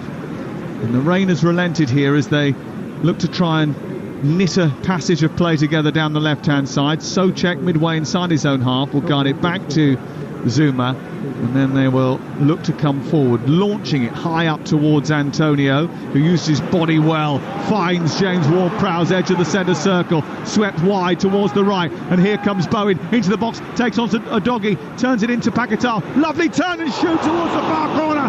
It's narrowly wide from Paquetá. He flashed that at rapier-like speed towards the goal away to our left. Brilliant move from West Ham. Bowen teeing up Paquetá. Lovely turn on the edge of the box, and he just misfired. That's what West Ham need to do. Play to Antonio, because that's where that attack came from. A little clip from Zuma. It's not even have to be the greatest pass, but he uses his physical strength, moves Romero. They're on the attack, but Paquetá with the touch and the turn. The last little bit, the execution, doesn't hit the target, but what an effort from Paquetá. Then great play from Jared Bowen. 5 minutes gone in the start of the second half, and it's West Ham 1, Tottenham 1, but West Ham have looked the likeliest, the liveliest, the likeliest, and probably just a little bit more amped up at the start of the second 45 than maybe they were going into half-time. They've won a free kick on this near side with Antonio getting away from Pedro Porro initially. Pedro Porro went back at him, then went steaming in, did Romero, again gives away a free kick, and James Ward-Prowse will preside over it. Goal down at the Vitality, Alex Crook. Bournemouth 1, Crystal Palace 0. Two of the subs have combined. Great work from Anton Semenyo down the Cherries right, cuts the cross back for Justin Kluivert, and he lashes home from 12 yards out. Bournemouth 1, Crystal Palace 0. James Ward-Prowse's delivery, uncharacteristically a little bit too heavy. He just got a little bit too much air under that, and as he approached it, hit it right-footed, trying to in-swing the ball. It just went too high into the air. And that was behind and away for a goal kick. A little bit disappointing, Darren Ben. Yeah, he's better than that. He's a lot better than that. Got too much air in it. But from a Spurs perspective, they've not got going yet. They've not started the second half. They came up the blocks razor sharp in the first half, but West Ham seems to have kind of got to grips with that. And this second half, I don't think they've laid a glove on West Ham yet. Werner into Son as they move up the pitch for the first time in the second half towards the West Ham danger zone. It's played out towards the right. Now taken on by Johnson. Johnson just twists back past Kudus into the area. Then Maddison gets past Souček, tries to get the shot away, takes a little deflection. Not the best of clearances by Zuma, but it's still alive on the edge of the box, and Kudus has got hold of it initially, and then Souček in the left fullback position trying to clear for West Ham, and eventually gets it up towards Antonio, holds it up really well, but then did just have a little kick out at Bentancur. He might have done, and that's going to be a yellow card. Full time at Forest. Jeff Peters. Forest 3-1 winners against Fulham. A blistering first half display. Hudson-Odoi, Wood and the sublime Gibbs-White had them in complete control. Marco Silva furious. He made a triple change at the half an hour. Tosin pulled one back. Both sides rattled the woodwork twice. Huge win for Forest in their relegation battle. They've beaten Fulham 3-1. Good 3 points for Nottingham Forest. That huge at the bottom of the table for them. Not great for Luton ahead of tomorrow's game live on Talksport when they take on Arsenal at the Emirates Stadium. We've still got 2 minutes of added time in the game between Newcastle and Everton over on Talksport 2. It's 1-1 at this moment in time. And Tottenham take their free kick short towards Pedro Porro, then on to Maddison, who tried to flick it forward, but he was being watched by Souček. Back wide towards the right. Now Johnson with a low crossing towards the near post, and he escaped past Son and didn't reach Werner at the far post. And it runs out towards the far touchline. Back it comes once again. Werner onto a doggy. Then back to Maddison. Maddison looks up, hesitated, plays it square instead of forward. Onto Romero, who's joining the attack. Into Bentancur. Now onto Pedro Porro, who gets it back to Son inside the area. Sets it back. Maddison cracks it. And it's stopped and cleared away by the West Ham defence out towards the far side. And all of a sudden, the momentum has swung back in favour of the visitors, Darren Ben. They're starting to get bodies in the box now, get crosses in. It was a great ball from Brennan Johnson there, and Son made the right thing, made the run, just didn't quite get there. But they're the kind of crosses you need to put in the box. But certainly the last 5 minutes, Spurs have upped it, started to really ask questions of that West Ham backline. Well, Basuma has gone down claiming that he was fouled on this near touchline. The referee thought it was a 50-50 and decided to play on. But because he stayed down on the floor with his arm in the air, he's been asked if he wants to have treatment. Maddison's gone over to have a word with him. Son and Bentancur have gone there too. You're listening to West Ham 1, Tottenham 1 on Talksport with Now. And don't forget that with Now, you can stream all the Sky Sports action contract free with a Now membership. Search Now Sports. Poor old Vlad Sofal might have dislodged a rib or two or a vertebrae or two as he turned his back to block that shot from James Maddison, because boy did he crack it. Oh, it was travelling. That's one of those where I wouldn't want to try and block that. That's why I'm glad I was an attacker. I'm not a defender, but he caught it really, really well. And as you said there, Spurs seem to really up the levels these last 5 minutes. Here is Son in the middle of the West Ham half, sends it out towards the near flank where it's collected by Johnson. Johnson with an elegant back heel into the path of Pedro Porro. And then on to Maddison. Maddison tees it round the corner for Pedro Porro. Into Son, a little turn. Comes back to Basuma, edge of the area. Right-footed shot wide. Good football again from Tottenham. Yeah, maybe trying to bit overplay, maybe just a little bit. I mean, I think Maddison had the opportunity there to pull the trigger. Bentancur had the chance to pull the trigger. He didn't do it as well. It's one of those where it's too congested. You can't have 1 or 2 touches in there. If you get half a yard, certainly in a game like this, where you know defenders and West Ham defend really, really narrow, you've got to pull the trigger. You've got to get a shot off. Can go either way, this. West Ham beat Tottenham earlier in the season, the winner coming from James Ward-Prowse following a Destiny Udogie foul up, and haven't recorded a double over Tottenham for 10 years. Newcastle United have been somewhat a setback really, because they were leading that game for such a long time before the late penalty levelled things up for Everton. It's a crucial point for them at the bottom of the table. 1-1 it's finished on Talksport 2.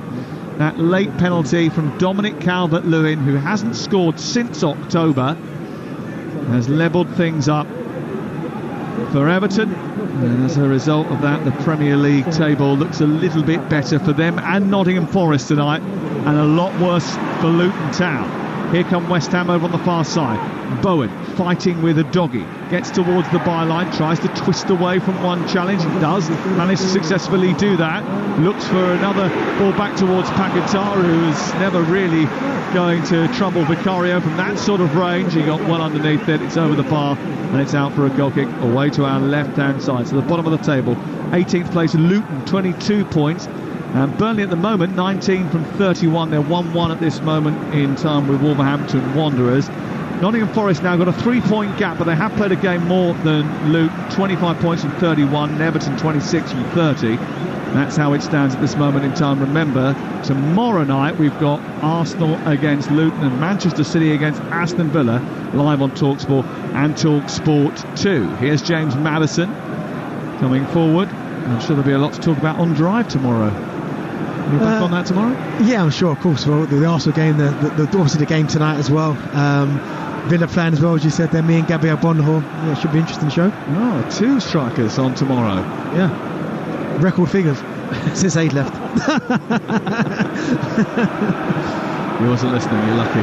Here's Bentancur down the right side. Pedro Porro into the box. It's blocked by Souček and cleared away up towards the halfway line. And Romero sends it forward. Now it's collected by Bentancur. Bentancur into Maddison. Maddison back to Bissouma. And then again they try just to unlock that tightly slammed door that West Ham have shut on the edge of the penalty area, and they're quite good at being compact and keeping those at bay when they really want to. The problem is far too often this season that hasn't been the case. Here's Maddison trying to weave his way into a crossing position. He pulls it back through the area. It's aimed towards Son and cut out by Emerson and out towards this near side. Yeah, I think we're going to have to do that. Going to have to go around that, use the width, because they keep trying to go through the centre of the pitch, and it's so congested in there. There's so many bodies in there, and you're not getting any joy. But we've seen them get joy when the ball's gone wide and they whip the ball across the box on the floor, or little cutbacks. They get a little bit more joy, so they're going to have to mix it up. Tottenham usually come out of the blocks fast at the start of the second half. They have scored a Premier League high 15 goals in the first 15 minutes of the second period of matches. In contacts, that is the best record of anyone in the league in that segment, but they've only got 90 seconds to continue that trend. West Ham United would have come here expecting to score. They've scored in 23 now of the last 26 Premier League home games, and the only teams they've failed to score against this season, Everton, Brighton and Arsenal here. They too have had their opportunities, and they might craft another one here as Paquetá looks to release Bowen, but across goes Udogie and sends it back all the way to his goalkeeper, and Guillermo Vicario sends it clear. Werner helps it on. Zuma anticipates the bounce of the ball better than Son did, moves across into a midfield position and then exchanges passes with Paquetá before releasing Antonio down the right side. But Mickey van de Ven is the arch pincher who took the ball off Antonio with relative ease and sets Tottenham away. Down the left channel, it's Maddison into Son, now onto Brennan Johnson. They moved into the area. Son back to Maddison, didn't look in his wing mirrors. He had Paquetá coming behind him. He wanted a free kick, the referee said no, and then a long ball has been played in behind the defence, and Antonio is away, and he's got away from Van de Ven. A chance to finish it. He hits it straight at Vicario. What a waste. Long ball, hopeful ball, straight down the middle, exposing the high line of Tottenham Hotspur. Mickey van de Ven looked like he caught up, then Antonio got away from him once again. Then he got one-on-one with Vicario. He should have just buried it. Instead, he sent it right into the midriff of the Tottenham goalkeeper, Darren Bent. Do you know what? I think the referee might have just saved him there, because it almost looked like they said play on, because Mikel Antonio, he went through there, he done everything was right. He used his body. Mickey van der Ven got back. He then again managed to shrug him off, but it's that last little bit of composure. He's got more time than he thinks. I mean, he gets away from him and you're thinking, right, pull the trigger. Now take your time. But he almost scuffed the shot. He had more time than he thought. Take an extra second, wait till the goalkeeper maybe goes down, and then pick your spot. But he doesn't really do anything. Doesn't move the ball, doesn't get a clean contact on it. It's a really poor finish, but I think the ref did blow for a foul. Well, it was a big opportunity. Rodrigo Bentancur was eventually booked for his protests after that, but it remains 1-1, and West Ham might look back at that moment and think what might have been, because there was certainly an opportunity. I don't think it was a foul on Mickey van der Ven, though, do you? I don't think it was a foul, but the ref was looking at him because Van der Ven was complaining, and he was almost hinting like play on because the goalkeeper's got it. But I mean, again, do you know what, from Antonio, it's really intelligent, because he waits in his own half. When the ball's played, then he goes. But he'll be disappointed, even if it was pulled back for a foul. Put the ball in the back of the net and ask the questions later. Yeah, then we can see what VAR think of it. Bowen thinks that he's been fouled by a doggy over on the far side, as we have another pause in play. And Bowen eventually gets back to his feet, and it is a throw-in over on the far touchline. Finally poised 0-0. Talksport. And West Ham United, who face Bayer Leverkusen in the Europa League quarter-final, live on Talksport next week. We'll be looking forward to European adventures, but there are jobs to do in the Premier League before that. And they won't want to go into their next game on the weekend against Wolverhampton Wanderers away from home, having lost 2 on the bounce. They certainly won't want to go into that Europa League game feeling like that either, and we know how resilient, how well they're playing Xabi Alonso's team. AC Milan or Roma awaiting the semi-final, maybe a final with Liverpool along the way, you never know. That's a long way off at this moment in time, and it's still a long way off from deciding who wins this game, Darren. Ben, if you were either of the two managers, would you be tempted to make any changes? Not yet. Maybe you'd look at Kulusevski, but Brennan Johnson, I think, has been one of their brighter players. Potentially maybe Richarlison and put Son out to the left-hand side. Here is Kudus, who's been such a revelation this season.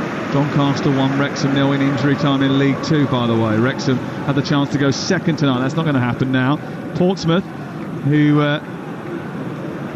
cemented their place in the Championship with a victory, but certainly come very close to doing so had they won tonight, trailing at home by 2-1, although over the course of the season Pompey have been very good. John Mousinho's team of nicking points late on. It's 2-1 to Derby at this moment in time, and it's 1-1 between West Ham and Tottenham. We're live on Talksport with 68% for Tottenham possession-wise and 32 for West Ham United. Do you know what, Sam? The reason why I'd look at maybe Richarlison and put Son up there, because Son's probably been one of the quietest players on the pitch this evening, and that's because they're so narrow and so compact. He's got no space. Maybe if you move him out to the left and then put Richarlison down the middle, that might free him up a little bit. Brennan Johnson has picked up a pass and he's running through the middle of the pitch now. He gets into the penalty area, it's picked off his toes and nudged towards the left. Werner picks it up, turns away, being chased by Emerson. Basuma gives it to Bentancur, bit of space for him. Now Son inside the area on the right side, tries to take on the defender and whip it towards the near post. And it was a tight angle for him, and he was asking too much of himself, and he slaps the ball over the top of the crossbar, and it's out for a goal kick away to our right hand side. A little bit of frustration there from Son. I've been there before. You're not getting many touches of the ball, you feel like you're not really getting involved. You think to yourself, the next time I get the ball in the box, I'm going to try and get a shot off, and he was never going to score from there. Zuma's in his face. I think Mavropanos has got over as well, Thomas Souček, but it's just frustration because West Ham have coped with him really, really well, and that's why I think potentially if you free him up by putting him on the left side, Richarlison down the middle, that might just give him a little bit more licence to fly forward. West Ham 1, Tottenham 1. 26 to go on Talksport on a busy old night. Looks like Pap Sarr is going to make an appearance for Tottenham Hotspur as we go into the last 25 minutes. Newcastle 1-1 with Everton earlier on today. Nottingham Forest 3-1 winners against Fulham. Burnley 1, Wolves 1 in stoppage time. And what did I tell you about that League One match? What did I tell you? Don't write off Portsmouth. I heard you said a mighty Fratton Park earlier, and I thought, what's he on about? Mighty Fratton Park. Did you ever score there? Yes. Past David James' pen. Lovely pen as well it was. Can't remember it. 2-2 is the scoreline against Derby for Portsmouth as the ball goes down the left-hand side. Great atmosphere. Thierry Henry says one of his favourites. Maybe, yeah. Listen, you gave him a standing ovation. I didn't get that. Saron for Bentancur is the substitution that's just about to take place. Burnley 1, Wolves 1 in stoppage time as well. Those games available on the app. Bournemouth about to complete a victory over Crystal Palace. At the moment, we don't know who's going to win this one. And Tottenham really do need to win it if they want to keep the pressure up on Aston Villa. This is an opportunity for them because should they win tonight, they will go into the position of 4th in the league. And that puts pressure on Villa going into their match tomorrow against Manchester City. Yeah, it does. It's an opportunity for Spurs, but they've got to up the levels. They've got up it. They had a little 5-10 minute spell the second half when you thought, right, they were in the ascendancy. Can they go and get something? But since then, it's almost slowed down again. They're running out of ideas. Everything's too narrow. Given away by Sofao from a clearance by Vicario straight to Maddison, and that's changed the impetus again. And once again, not quite crisp enough, Timo Werner, as he tries to push the ball into the path of Udogie, and it's cleared away by West Ham United. Let's go off to Turf Moor. It's full time for Talksport's Matt Jones. It is. Burnley 1, Wolves 1. A result that probably doesn't do either side too many favours in their respective battles. Burnley to stay up and Wolves for Europe. The goals came in the first half. Larson for Burnley and Ait-Nouri for the visitors. Ait-Nouri had a huge chance to make it 2-1 in the second half, and there were also further chances for Larson and for the substitute Manuel Benson, but neither team could find a second goal. Burnley 1, Wolves 1. Here is Bentancur on halfway for Tottenham Hotspur, nudged into Destiny Udogie, the Italian finding the German Timo Werner. Let's go down to the Vitality Stadium. Alex Crook has got full time for us.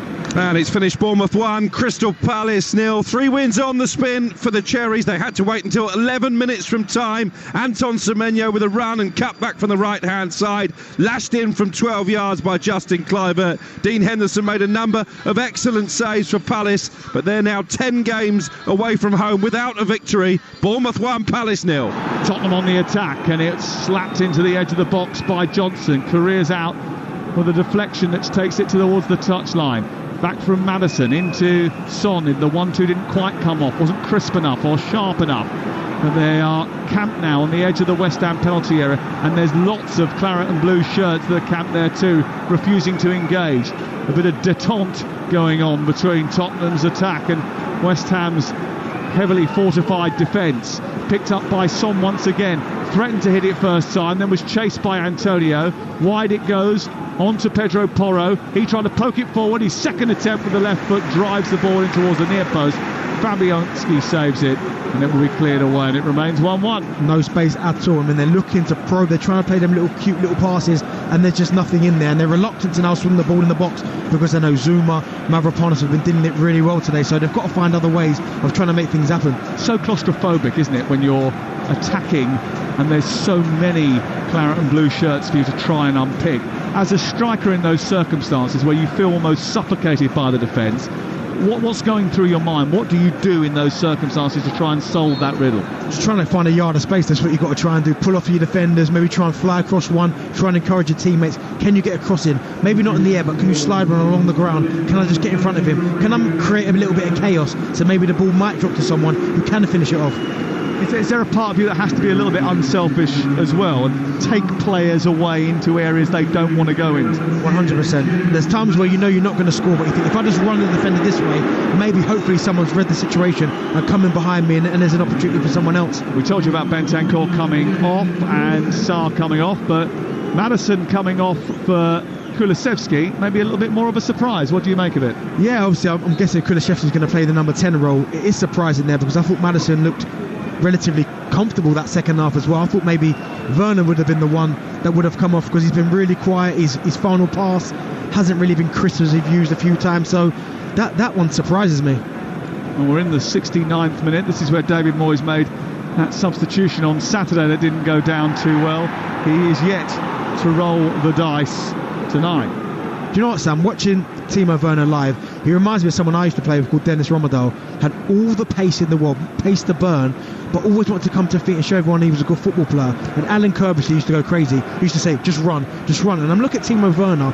There's times he's got yards to run into with the ball. He doesn't even need the ball, just turn and sprint, and he's really reluctant to do it. Dennis Romerdal, back to your Charlton days. The fastest man I ever played with. Really? Honestly, wow. Him or Mickey van der Ven, what do you reckon? Romerdal takes it, I think. You reckon? Yeah, I do, yeah. Big claim. Here is Kulusevski, edge of the box, combining with Son, out wide to Johnson. Low ball towards the edge of the 6-yard box, cleared away by Zuma. Kudus picks it up. Kulusevski tries to win it back, almost did. Johnson then flies in. Kudus still escapes. Brilliant. And then he gets challenged by Pedro Porro and eventually maybe just did one too many. And eventually it's back with Tottenham Hotspur, who come on the attack down the West Ham United left into the centre for Son. He's got space for Werner, wide on the left hand side, into the box, right footed, deflection into the air, and he'll scoot behind and go out for a corner. Good play there from Heung-min Son. He tried to manipulate the ball, a little step over, shifted to his left, which we've seen him do so many times throughout his Tottenham career. Just couldn't create the angle. Really good defender. Comes to Werner, and he comes inside again. There's too many bodies in there. You're going to have to go down the line like he did for the first goal for Brennan John and try and cut it back to somebody.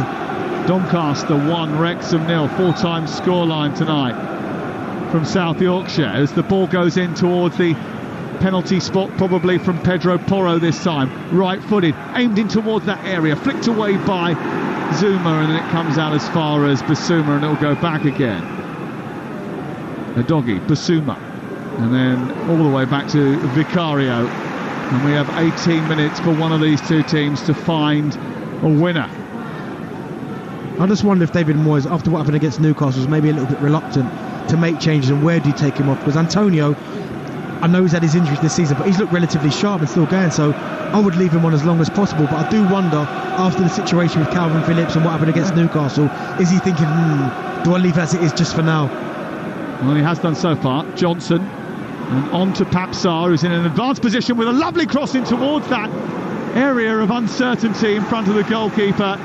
And Werner was coming in behind Sofau, who did very well just to steer it out on this near touchline. That's one of those Son's looking at it and thinking, why did I not stay in there? He spent all his time in there and the cross hasn't come in.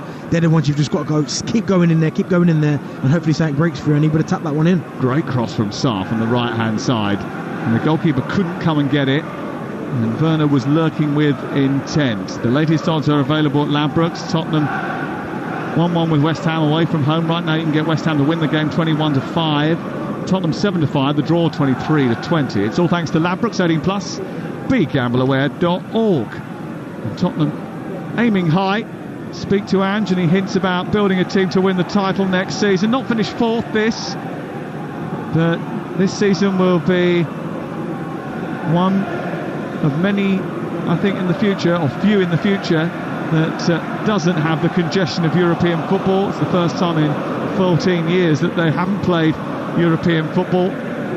Tottenham Hotspur, they'll need a bigger squad next campaign. More commitments, more congestion. They might need more men. They might need more money. And here is Kudus trying to escape, and the challenge by Brennan Johnson is a cynical one to stop him from doing so midway inside the West Ham half, and it's a yellow card for a man whose dad you played with, didn't you? Yeah, Ipswich Town, yeah, David Johnson, yeah. It's always quite tricky when it gets to that stage, when players start coming through whose dads you played with. I think I'm getting old. Is that what you're alluding to? I know, just you know. I played with Tony Mowbray, and and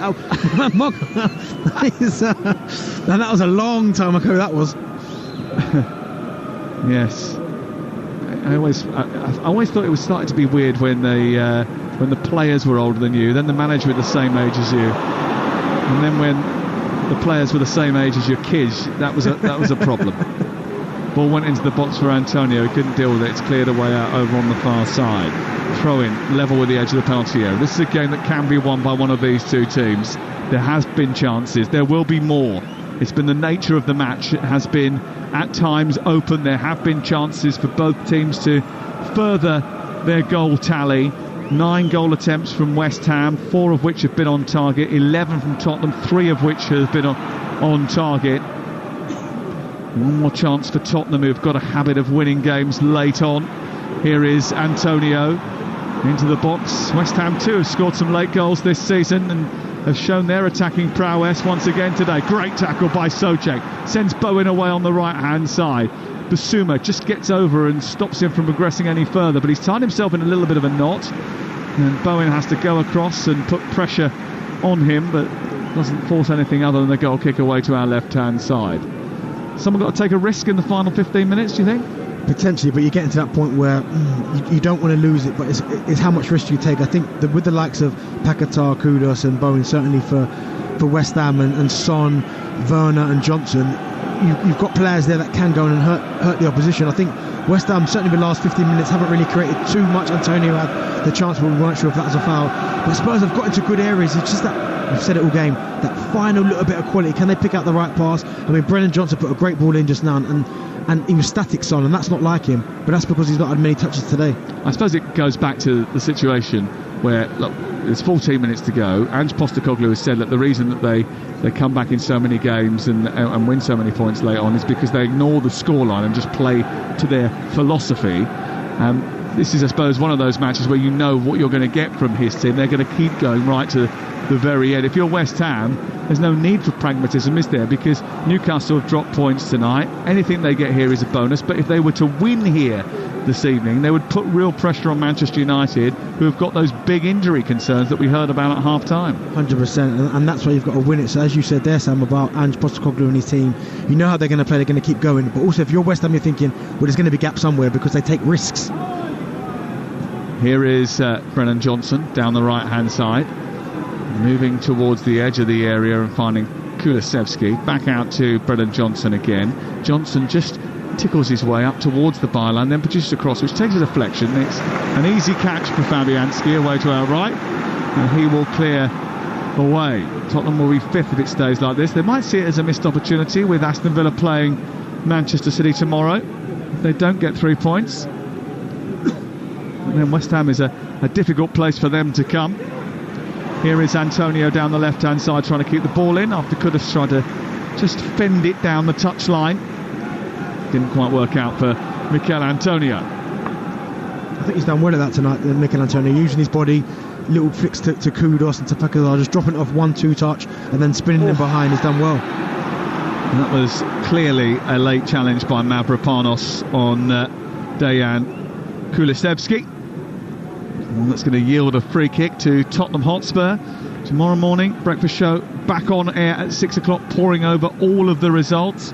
And between 10 and 1 tomorrow, we've got Paul Barber, the Brighton CEO, talking about their record results financially. And we're also speaking to Sebastian Vettel, the four-time F1 champ. We're talking about Lewis Hamilton going to Ferrari. Wowzers, that's a big move, that, Sebastian Vettel. We're talking to Sebastian Vettel about why Mercedes have had so many problems and Max Verstappen's dominance of the sport, all between 10 and 1 tomorrow. Martin O'Neill and Danny Murphy on the programme as well. 11 minutes to go. Can they find a winner, West Ham United? Can Tottenham find a clinching goal? Here is Udogie running the ball out of defence, feeding it up towards Son, back towards Paquetá, who just got there ahead of Kudus and nudged it back into midfield.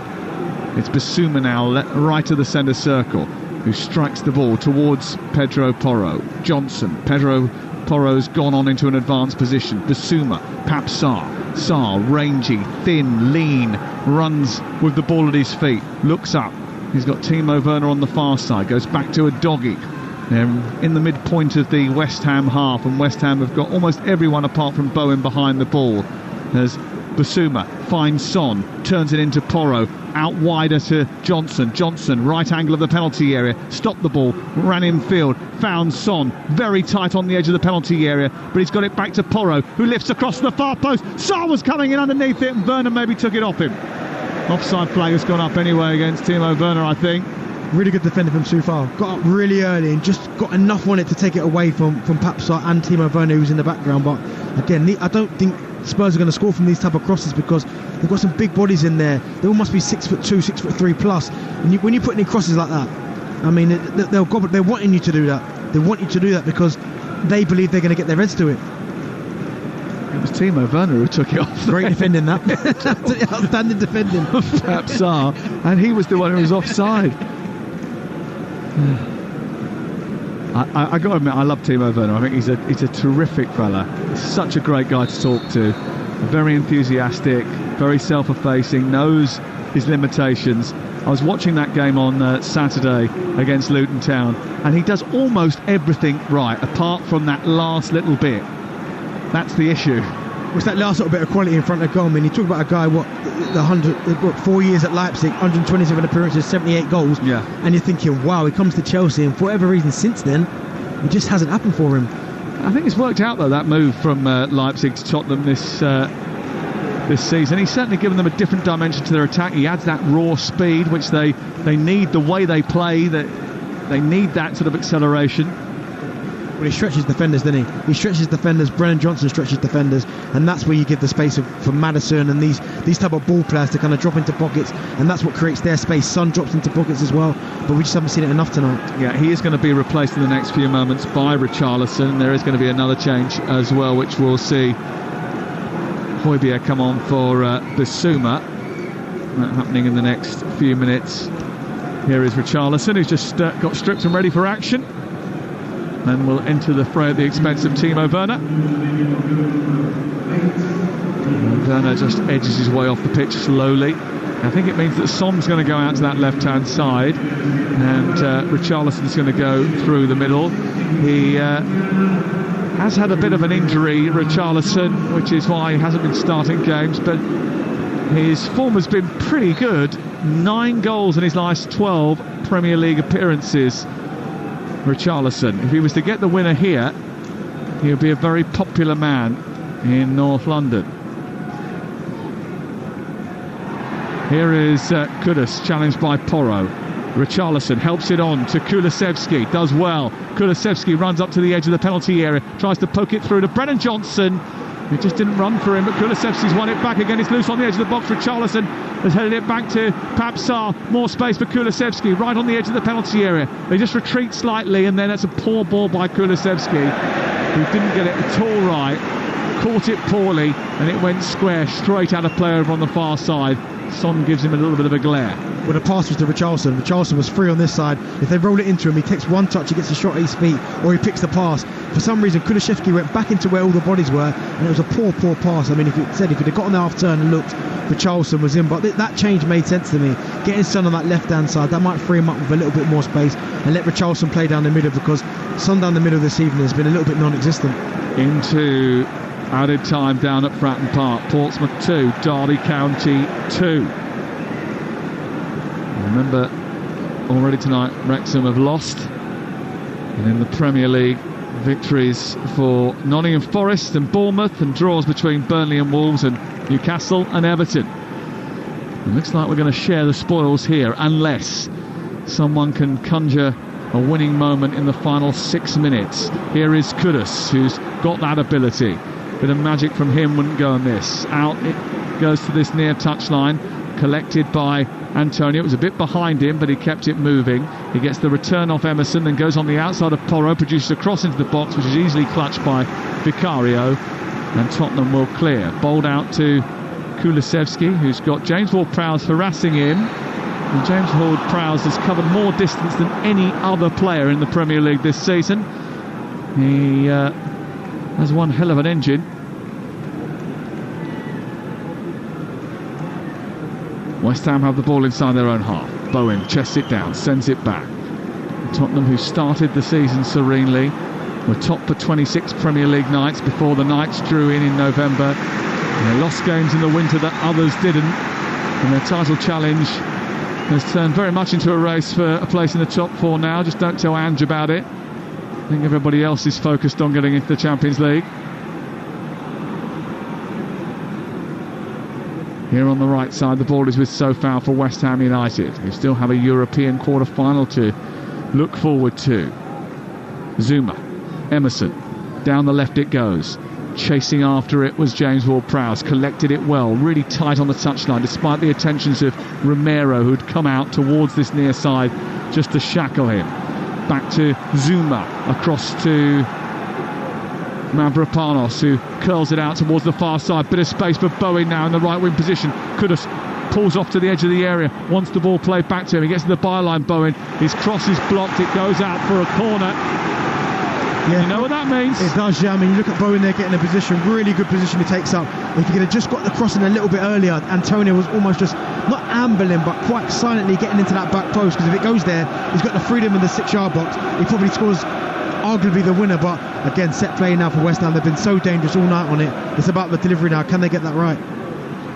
Corner over on the far side, whipped in by Bowen, right under the goalkeeper. Mavropanos was up there, so was Souček, and it went straight the way through and out for a goal kick. It was a slice and dicing delivery, and Johnson complaining that he was crunched as the ball went into the box, but they got up well, Zuma and Mavropanos. It was just a bit too high for them, and Souček looked as if he was going to get something on it, but just didn't quite. I think he went up a little bit too early, because you're right, the delivery was perfect. I mean, you saw who the highest jumpers were: Zuma, Mavropanos and Souček at the back. I think he just timed it a little bit early, because I think if he goes up again a fraction later, he probably comes onto it, heads it, and he gets an attempt on goal. Portsmouth 2, Derby County 2. It has finished in League One tonight, and what that means is that Portsmouth are pigeon stepping closer to promotion to the Championship. Derby as well. Those two, the top two in Britain's third tier. Over on the far side, Son moves towards the edge of the penalty area. Down the left it goes. Oh, it's played in towards the near post, off so foul. Did he use a hand to block it? Højbjerg is complaining. The referee says no, it's a corner. Didn't look like it to me.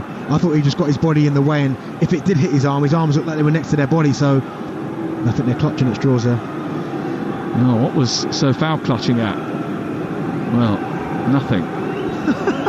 If he was clutching, he wasn't going to grasp anything. I think his arm actually hit his arm that was behind him. I think it hit his chest. I thought it hit his chest from the first angle, but the second angle wasn't very clear. Here's Pedro Porro to take the resultant corner anyway. There is 4 to aim at, right in the middle of the penalty area. It's headed away by Zuma, who took charge of that. And then Johnson just lolloped the ball back over the top, away, but only as far as Sarr, who strikes it from way out, and it trickles past the right-hand upright and out for a goal kick away to our right-hand side. You're listening to West Ham 1, Tottenham 1 on Talksport with Enterprise Rent-A-Car. Whatever the mission, home or away, Enterprise helps over 120,000 people every day. You know what, Sam, they're putting in that type of delivery, Tottenham, and I get it, it's a corner. But not at once do I believe they're going to score from that type of delivery into the box. I know that it's got a corner, so they've got to load men in there. But even delivery, every time it goes in, I don't see no hunger, desire to get on the end of it. I see Zuma get up, Mavropanos, they clear it. They've got to maybe think of other ways, other avenues. I know, again, I'll repeat myself, it's a corner, but it's almost like they're just slinging it in the box for the sake of it. Well, they've come good late in games all season, Tottenham Hotspur. It's been something that they've been very good at doing. They've also conceded 8 Premier League goals in stoppage time this season. Only one team have conceded more than that, and that's Crystal Palace. So late drama may well be just around the corner in some way, shape or form. Remember, they won the game in the 86th minute on Saturday against Luton. There was a foul there on James Ward-Prowse, and Christian Romero gets a yellow card. The only surprise there is that it's taken 89 minutes for that to happen. Bowen has stolen away, the save has been made, and Kudus has put the ball eventually in the net, but the referee has blown the whistle a lot earlier than that. Kudus couldn't resist the temptation to put the ball into the back of the net. The change is being made, Tottenham taking off Johnson and bringing on Lo Celso. Trying to get control of the possession of the park. Lo Celso really comfortable in possession. Brennan Johnson looks like he's carrying a slight knock, but I saw Danny Ings warming up, and I was thinking maybe he might be one to bring on. Obviously Spurs defenders tired in and around the box. Unbelievable finisher, great finisher. I thought maybe he'd get an opportunity, but it looks like David Moyes is reluctant, and I just wonder again, I said it earlier about his substitutions because of the Newcastle situation. Well, I'm just looking down at my phone. He hasn't made a substitution yet. I'm just hovering over names with my pink highlighter, but yet still no one has been removed. It hasn't been a bad game, and West Ham, I think, will probably be the happier of the two with a point. Tottenham might be disappointed. There's still a little way to go yet, plus stoppage time to be played, of which there will be a sum total of just 4 minutes. West Ham want a winner in that time. It's up towards Antonio, away by Romero. Romero out into the right fullback position. Antonio wins it back. It's into Emerson, then on to Paquetá. Kudus fighting for it. Ball breaks clear. Ward-Prowse, lovely little reverse ball into Emerson. Tries to play it against the defender. Does play it against the defender. It's a West Ham corner in stoppage time. And the West Ham fans just sensing that there might be something in this for them. Yeah, really well worked there, and it looks like they've switched. Antonio's come to the left, Kudus is now playing through the middle, and now they can play out for him. He's getting hold of the ball, he's manipulating the ball, he's twisting, he's turning, he rolled it to Emerson, really nice little cute pass. It gets blocked from Romero, good defender, but now, again, defended a corner. James Ward-Prowse has the ball in his hands, and Kurt Zouma and Mikel Antonio are putting the frighteners on Guillermo Vicario, just making sure that their presence is well known. James Ward-Prowse plants the ball on the quadrant. He steps up, right-footed, delivers the ball deep towards the far post. Vicario gets there, Superman-style punch, pushes it out to Kudus, who's on the right side. Still the attack goes on. His left-footed delivery is headed away by Pape Sarr. Collected by Sofao, it goes back to Fabianski. They want to get it moving again. Everyone runs onside before the ball is sent wide down the left, and Fabianski's ball was dreadful. It just overhit it. It was just a simple ball over the top that was required, and he just went far too through it, and it goes out of play on this near side and away for a throw-in. Lo Celso on halfway. Wolves next for West Ham United. Forest on Sunday Night Live on Talksport is the next game for Tottenham Hotspur. And we're bringing you that after the rest of the day's football action. There's quite a lot of it. Here is Richarlison into Højbjerg. Pape Sarr sweeps it out towards the left for Tottenham Hotspur. Blocked, but Son's got it back again. And then Lo Celso sends it on for a doggy. Still a little bit scrappy. Can't quite get hold of it. Then has to turn and run backwards rather than forwards. And he looks to take on Mavropanos, who stabs it out on the far side. 92 minutes and 30 seconds play. Really well played there from Tottenham. They're just asking the question, and again they're trying to go a bit too narrow. I mean, they're not committing men forward, West Ham, but everything seems to be trying to squeeze it through the eye of the The pass isn't on. Kulusevski onto Pedro Porro, right side, looking to twirl away from Antonio. Back down the Tottenham right, Giovanni Lo Celso looks up, plays it infield. Stretching to meet it was Højbjerg, but there were players behind him. We're into the final minute of added time. It's 1-1 on Talksport. Tottenham going to miss the chance to go into the top four if it stays like this. It'll be a fifth draw in 6 Premier League home matches for West Ham United. Ball into the area, taken down by Lo Celso, comes back to a doggy who shoots, and it's saved by the goalkeeper, who saw it come in his direction, Fabianski, and he only had to make the briefest of movements to his right in order to thwart a doggy right at the end. And the West Ham fans want Fabianski to release it. He's taken a long time over it. We've only got 20 seconds to play. He sends it out to the far side. Eventually forward by Mavropanos. Kudus goes on the hunt.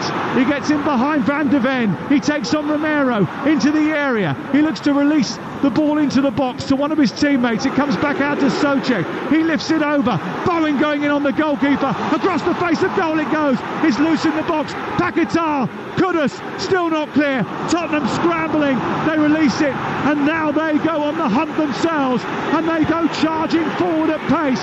Son joined on the left by Kulusevski. Tries to centre the ball.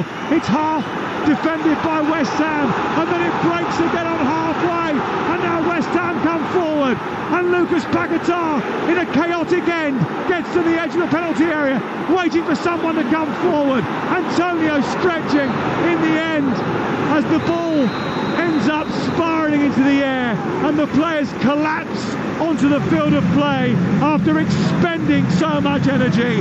The referee calls a halt to proceedings, and the spoils are shared. A chaotic, frenetic, hectic end to the game, Darren Ben. incredible. I mean, when Paquetá gets, I think he's offside, but Romero is about 20 yards inside his own half as well. But when he was dribbling with it there at the end, I'm thinking Paquetá, just pull the trigger. On that left foot you've got, just hit the target. You never know what could happen. But a great end to the game from both teams there. But Gerard Bowen as well, putting the cross in. Antonio couldn't quite get there. I mean, what a game of football that was. It was a fascinating match, and it was at times quite a chaotic game, end-to-end stuff, heart-stopping one moment, and certainly both teams go away with their pride intact. It's a draw that probably suits West Ham more than it does Tottenham, whose away day showings aren't as consistent as they will need to be if they are to fulfil their manager's long-term ambitions. Long way to go in the hunt for European football, but this might feel like an opportunity missed by Tottenham Hotspur. It's finished at the London Stadium. West Ham 1, Tottenham 1. Yeah, Tottenham in 5th place now, 2 points behind Villa, having played the same number of games. West Ham in 7th.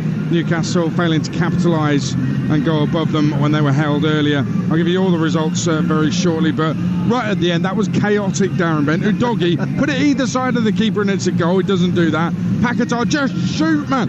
Just shoot.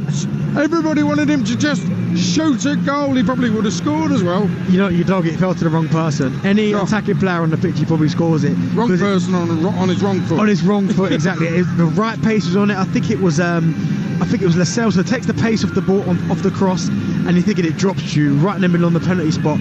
Pick a side, you score a goal, and then at the other end, Paquetá's driving. All I'm thinking is pull the trigger. That left foot, pull the trigger, you've got a chance of scoring. He tries a really scoopy pass, and even if the pass comes off, what does Antonio do with it? I mean, it was absolute chaos from one end to the other. But what a game of football we just watched. Yeah, I thought it was brilliant. For a 1-1 draw, I thought it was absolutely magnificent. Sports bars coming up, 03717 22 33 44 if you want to call Jamie O'Hara and Jason Cundy. You can get your WhatsApp voice notes on the same number as well. If you look at the stats of the game, Tottenham had way more of the ball, 2/3 of the ball, and I think that's what West Ham fans are upset about. And by the end of the game, I sensed that there was a little bit of negativity. Yeah, they might have snatched it on the break towards the end, but that's the point. They were playing on the break despite the fact, one, they're at home, two, they've got some really good players on the ball, so give them the ball. Yeah, I don't know if David Moyes, maybe, as I said, we know he's a pragmatic manager, but I know if he's worrying that, if we push too many men forward, I'd rather not lose the game than go all out and win it. But as you said there, they've got ball players. I mean, a 68% possession to 32, that won't worry David Moyes too much, because we've seen West Ham win games with low possession, so I don't think they'll be bothered about that. But the fact that they managed to get a point when potentially they could have won it, but then Spurs could have won it, I think when you look at the final result and the way both teams played, I don't think he'd have any grumbles about the result. He also got hammered for making a substitution 2/3 into the game on Saturday. He made no substitutions. He'll probably get hammered for that as well. Do you know what? I just wonder if maybe he's now thinking, do you know what, I got it wrong against Newcastle, because I think he got it wrong. I think the team was fine, and I think with the game being in the balance today, he almost looked at it and went, do you know what, I looked at the bench and thought maybe Dennings maybe could play his part, but other than that, I wasn't quite sure who could come on and maybe change it. And maybe he thought, you know what, I'd rather stick with what's on the pitch. If they're telling me they're fine on there, I know there's going to be tired bodies, but if they're telling me they're fine, I'll stick out. And again, he doesn't make the substitutions, but they get a point out of it. It is time now for us to pick our man of the match with Enterprise Rent-A-Car. Man of the match on Talksport with Enterprise Rent-A-Car. Whatever the mission, home or away, Enterprise helps over 120,000 people every day. So, Darren Bent, who are you going for? Do you know what? I'm going to go for Mickey van der Ven. I thought in the first game back, I thought he defended really, really well. Considering he's had that hamstring injury, there was times where he was being exposed 1v1. He got his body in. He was quick on the recovery. I thought he defended in areas really, really well. So, yeah, for me, considering that's his first game back, I'd go for Mickey van der Ven. Can't believe you've given it to a defender. Never expected that. Yeah, 1-1. I thought he defended really well. He did everything that was asked of him. Yeah, there were some good players out there. He was definitely one of them. Mickey van der Ven of Spurs. Darren Bent's man of the match from today's game with Enterprise Rent-A-Car.